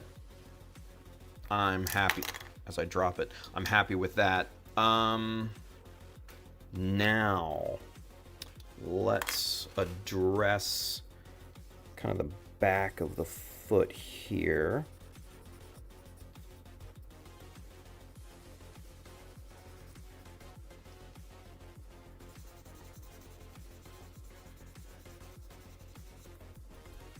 Okay. And we're going to bring our 1 millimeter baseline around the whole kind of perimeter here, right?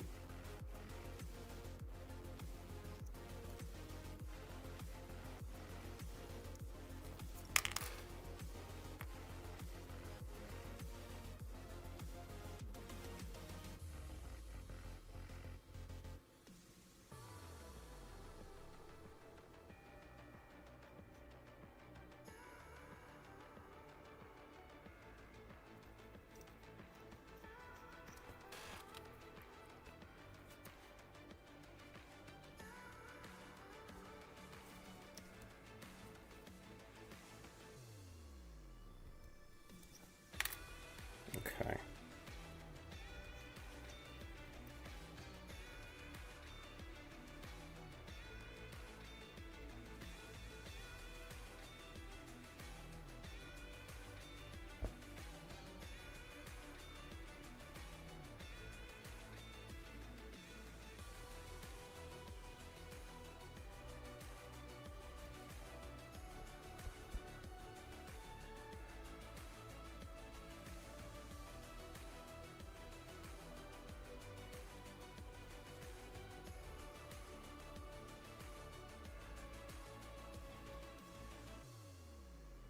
Bill's gonna hate me for all these right angles. All right.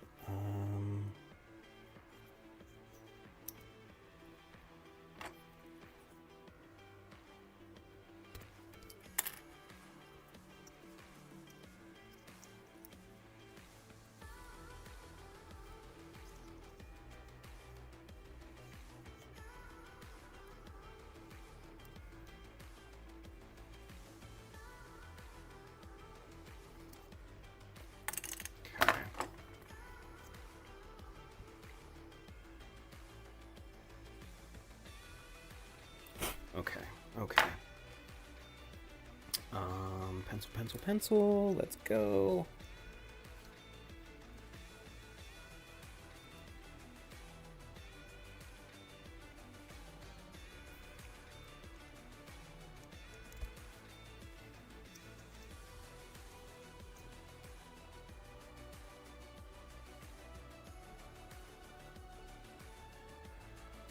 Nice.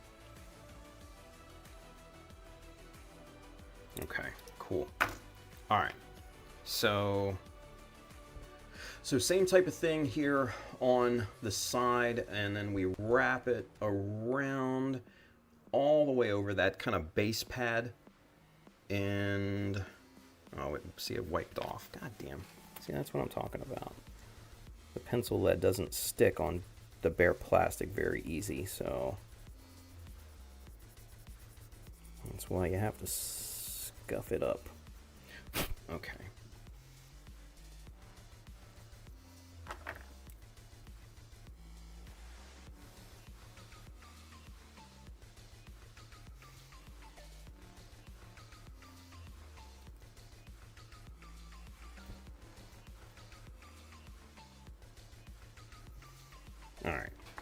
So basically what we're doing here is separating this whole back panel here. Like this whole back panel I can envision just swinging down and getting into the heel and all of that. There's probably pads and dampeners and all sorts of, you know, futuristic concoctions under there, right? We'll keep this, you know, recessed panel here.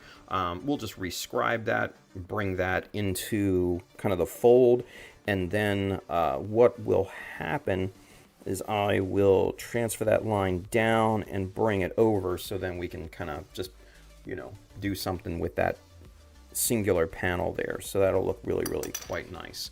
All right, so let's get this back on the foot itself, and then let's see what what we got here, because I think this is gonna look pretty nice.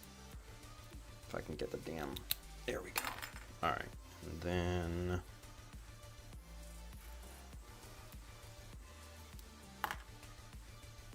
kind of try to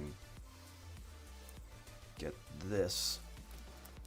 Ah, there we go. Super annoying. But we got it. All right.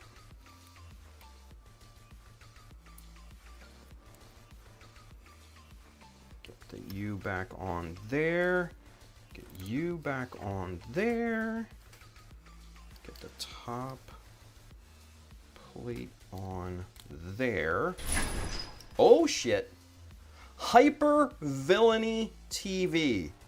That is a cool fucking name. Welcome. Welcome to the family. Thank you for watching. Hyper Villainy TV. That's cool as shit.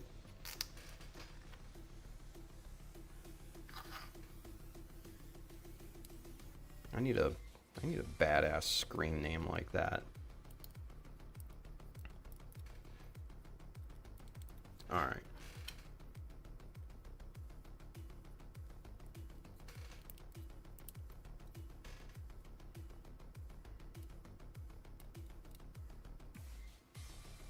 Yeah, okay. So there's that. Let's kick it up a notch. And let's go camera 2. And so, yeah.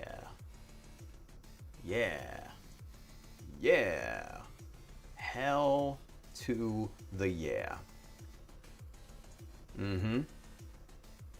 Yeah. That's, I like that. I like it a lot. Now, obviously, the thing you have to keep in mind about the pencil lead, it's going to be way thicker than the actual panel lines. So it's not going to be nearly as pronounced. I mean, you can see these 0.15 panel lines in comparison to that. Those are more like probably 0.3 millimeters thick, but yeah, you kind of get the idea there. So I like it, you guys. I like it. We're gonna get started scribing this on tomorrow's daytime stream, but let's get caught up in the chat here real quick. Let's go camera 1 for this, and let's punch the clock here in a little bit. Let's see, where do we leave off?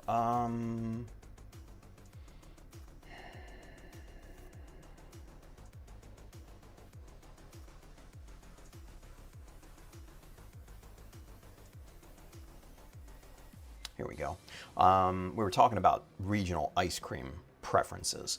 Bill says taste also varies by temperature, so areas where it's hotter and thus the ice cream melts quicker would change ingredients from someplace cold where it stays frozen. I think it was sugar needs to be higher the colder it was, and salt had to be higher the hotter it was, something like that. You know, I'm not sure about that particularly, Bill. I know when I worked for Edie's, they had a consistent recipe across the board. Now, obviously, it's not like a super premium brand, so, you know, there's that. Let's see. Brian says, Brandon says, Brian, we made a Child of Mecha cookies to send to Tim, and my shipped at work fucked it up twice, so I'll do it again when it's not our busy season. Dude, no worries. Have a new idea I want to try, so he will be the tester. Oh shit, I'm gonna be the guinea pig? Let's go. Let's go. Brandon says, also made Amber some nail polish bottles. Aw. And makeup themed ones. How fucking cute is that? Come on. That were in the box my shipper effed up both times. Oh, boo. I mean, she will love that. She will love that. Future Child of Mecha cookie line. I see, right? Brandon says, first time they get sent back to us because they did the address wrong and it was in undeliverable. Second time they never came back and I don't know where they went. Shit. Child of airdropped a new lineup of confectionery delights for your Mecha fan. I like it. Let's see. Brandon says an airdrop cookie would be killer. Lots of work though. Yeah. Lots of work. Brian says, do you still make sourdough? He says, I haven't in a while. Been way too busy and it's time consuming. I'll get back into it in the fall because we are doing our first market event and I want to bring some to sell. Nice. Brandon says, keep it simple, stupid method. Yeah, keep it simple. Let's see. Brian says, that's awesome. I remember years ago when you first started, you had an awesome batch. Me and the wife love bread and have been very into the very crazy sourdough flavors that people are putting out. Interesting. Brandon says, yeah, man, I want to make a jalapeno cheddar pretzel loaf. Oh, that sounds amazing. He says, do the lye dip on a whole loaf with flaky salt. The crust turns into basically a pretzel. Oh my God. I love a good jalapeno cheddar anything. Bread, croissant, muffin, whatever. You throw jalapeno and cheddar at me? Yeah, that will be like, Brandon said, wife wants me to make a white chocolate cranberry loaf. I'll still take the jalapeno cheddar. Brian says, I just finished off a chocolate and toasted almond loaf. Whoa. Brandon says, a good crusty focaccia with roasted garlic and flaky salt with olive oil sounds amazing right now. Fuck yeah, it does.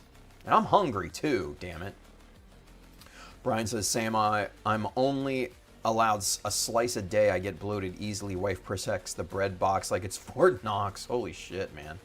And then Kelvin has a question.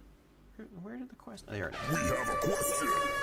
He says, after design, what are foot unit paint accent colors going to be? Good question. So we're going to keep the camera 2. Let's show it. We're still going to keep the transparent colors. We're going to keep that copper. The red, I'm thinking, will be the graphite color. So fairly dark. I'm not going to go crazy with the accent colors and stuff like that. Again, like Brandon says, keep it simple. Keep it simple, stupid. So this whole red part of the foot will be this graphite color. Thankfully, this is light enough so you can panel line it with black, and those panel lines will still show up and everything.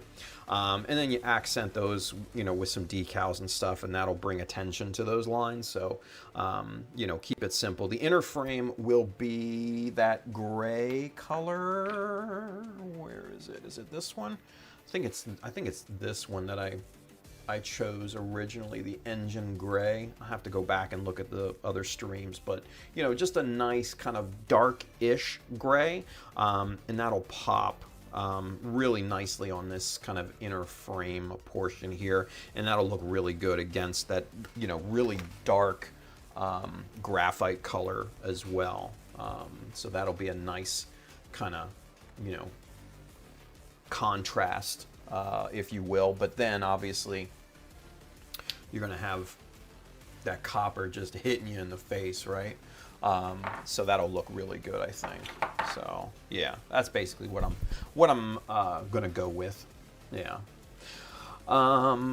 Julia says, look up lamingtons. It is an Australian dessert. I love it. Ooh, okay. Tim Tams.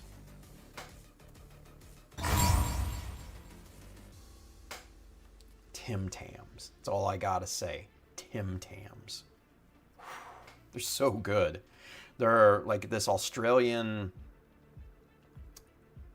cookie type of wafery chocolate amazingness. And they're so freaking good. Yeah. Somebody sent me some back in the day, and I was just like, oh my God, these are good. These are so good. Brandon says, I have to do that. Julius, he says, oh man, that sounds amazing. Cake, chocolate, and coconut. Fucking what? Yeah. Hell yeah. Brandon says, Tim Tams are delicious. My friend puts them in the fridge. Oh shit. Julia says, Tim, have you heard of the Tim Tam Slam? Is that the one where you like bite both ends and then you like suck either like coffee or tea through it? I think that's what it is.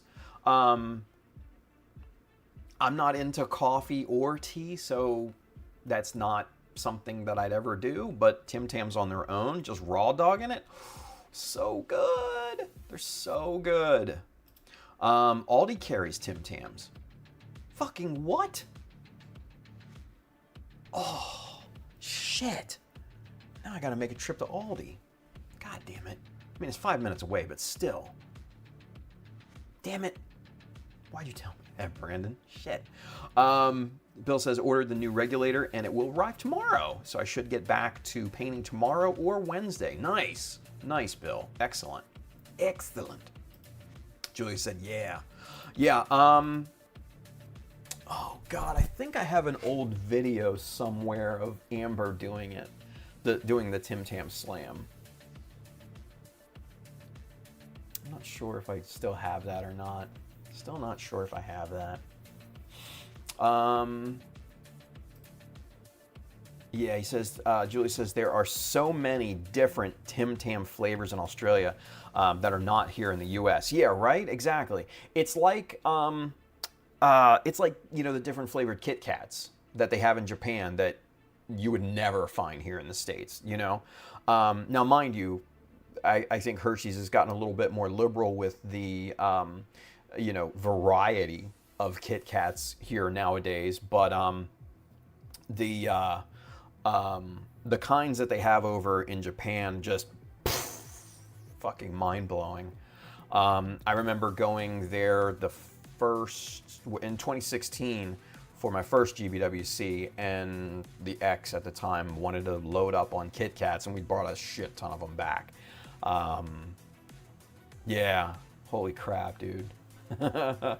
Bill says, my aversion to the right-angled panel lines came from watching Forged in Fire and learning about stress risers. So let me show you something, Bill, that may change your mind. May.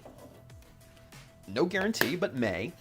And this is something that I was looking at earlier for like inspiration and stuff, right? Camera 2. That would be good. So this is just a, you know, front of the foot, you know, top of the, you know, top of the foot, ankle, you know, type of armor, you know, this part right here equivalent, right?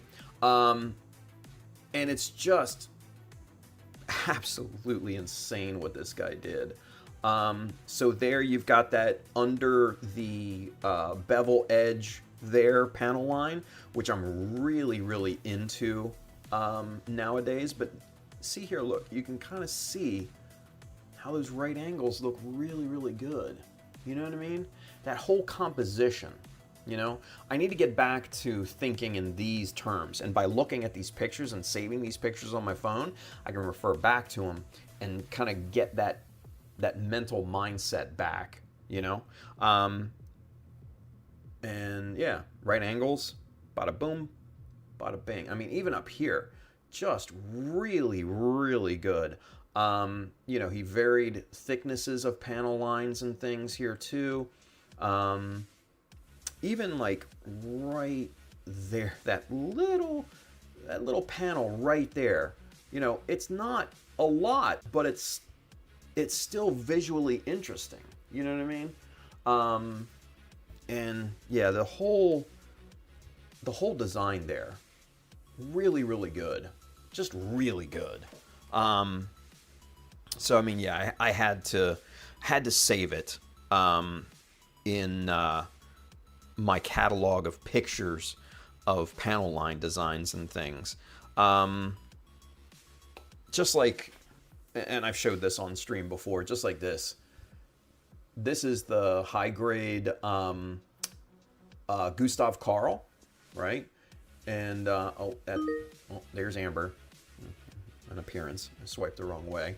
But I mean, yeah, I mean, you can tell there on the right, just insane amounts of work that this guy put into it. I mean, there you can kind of see, like, he literally made sculpted hinges out of the plastic, and that shit's got to be super thin.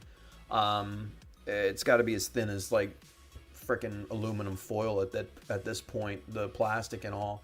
But I mean, look at that. He sculpted vents and everything there. Just a gorgeous. Get out of there, light. Just gorgeous what he did here. Especially, come on. Especially that. Like, oh my God, man.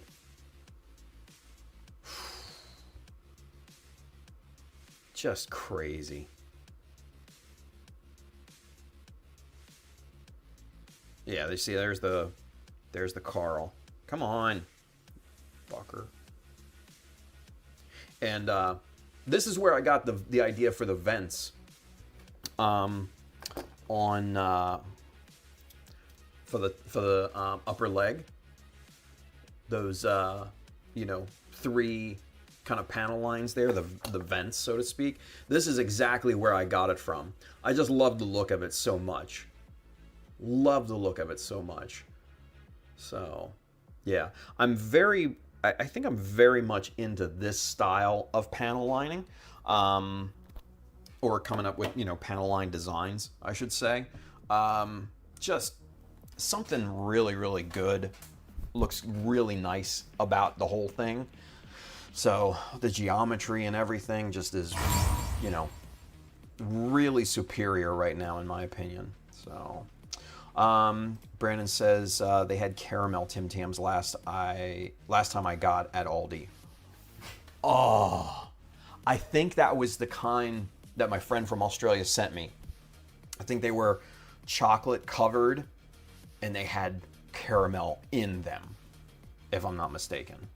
Yeah.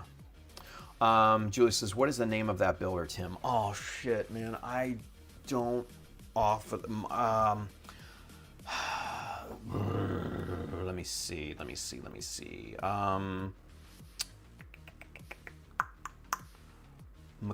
Makuso or something like that? Oh, I know we showed it on a previous stream, but I don't remember off the top of my head that particular builder. I'm trying to find him here. Bear with me here. Like, I follow so many damn Japanese builders on Twitter, X, whatever you want to call it. It's insane.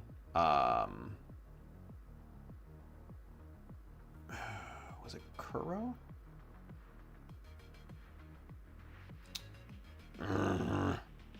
No, I don't think this was him. Fuck a duck. I mean, we could literally spend an entire show going through Japanese Twitter and highlighting, you know, different builders and stuff like that. Just what I would say, get on Twitter. If you're on Twitter, get on Twitter. Go to my account and look at the people that I'm following. And yeah, I mean, you'll find so freaking many of the Japanese builders.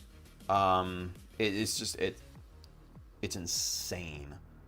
And it's a huge untapped resource in my opinion too, because from what I understand, the Japanese builders prefer you know, Twitter, X, whatever, as their platform of choice, their social media platform of choice, which, I mean, I don't understand why, but hey, you know, you go to where the crowd is.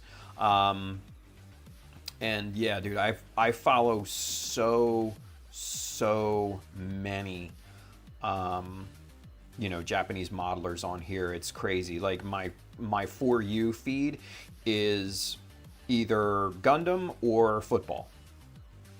And that's literally it. Maybe a little baseball, but like it's mostly Gundam at this point. It's mostly Gundam. And I'm trying for the life of me to Julius here to find oh, the O's got trounced. Oh well.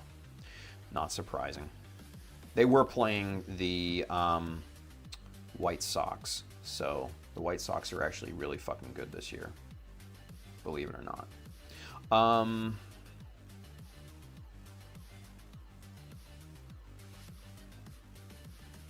Shit, yeah, we're obviously wasting time here, but I don't see it. Fuck it. Yeah, I don't see it on here, Julius. Like I said, jump on there and go into, like, you can see like the folks that I follow. If you see Japanese writing, click on it and go follow them. I mean, I don't fuck around with the people that I follow on Twitter, X, whatever. I usually only follow builders that are doing some crazy shit. So, yeah, it's a good resource. It's a really good resource. Let's see. So Bill says, so as I understand it, as the parts make contact and there is stress, both sides of a right angle funnel all that stress into the corner, which cause metal to fracture. So even just a small curve or slight angle allows the stress to be spread over an area and prevents the stress fractures. That's interesting. Huh, that is really interesting. Interesting. I mean, in real life, totally get it. But, you know, as they say, right? Gunpla is freedom. Hey, see, there we go. Yamaneko. Thank you, Luis. Thank you. All right, hang on. Now that I have a name, I can look it up. Here it is. Just go straight to photos. Holy fuck. All right, hang on. Let's go camera 2. This just got interesting. It's just got interesting. All right, so he's scratch building. He's scratch building. Oh God, what is that called? It's right on the tip of my tongue. Fuck. Somebody help me. What is that thing called?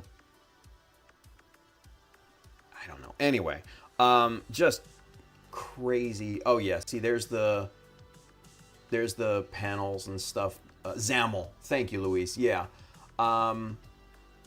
Just the example of panels that this guy does is just crazy. Just crazy. Yep. See, there's the pictures that I literally just showed you guys. Yeah. Oh, look, he did a detail. He did a little greeble plate like I did. Yeah. His Stein, really, really good. So, yeah. Yamaneko, like Luis put in there. There is his page. Obviously, 25,000, almost 26,000 followers. Yeah, dude's fucking good. He's good. So, yeah, go follow him. Japanese Twitter, man. What a treat. What an absolute treat.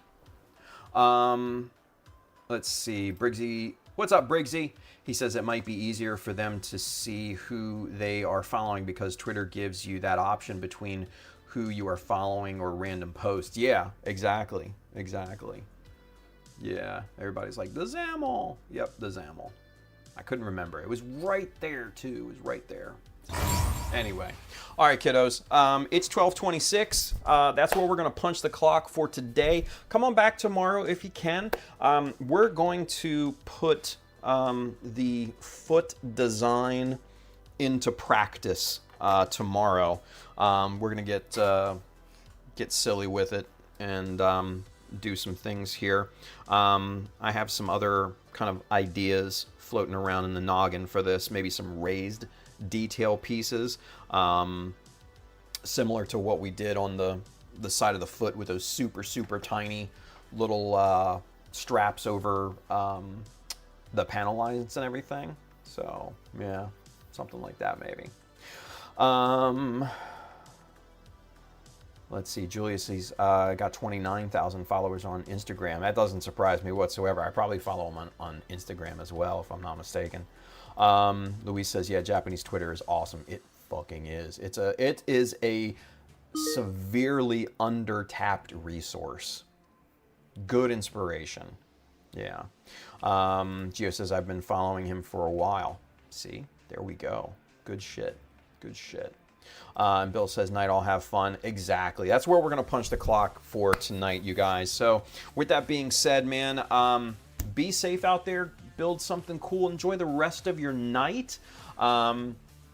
If you have not signed up for notifications for the new store, I highly recommend that you do, because when the store opens, you will receive an email with a nice big fat discount code in it.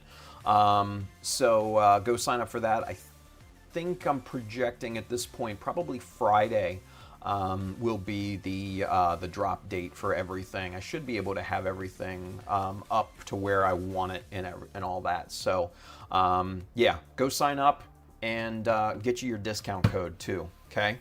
All right. With that being said, kids, like I said, be safe out there. Enjoy the rest of your evening. I will see some of you back tomorrow during the day. Aside from that, just be awesome. I'll see you tomorrow. Stay tuned for the end credits. Bye.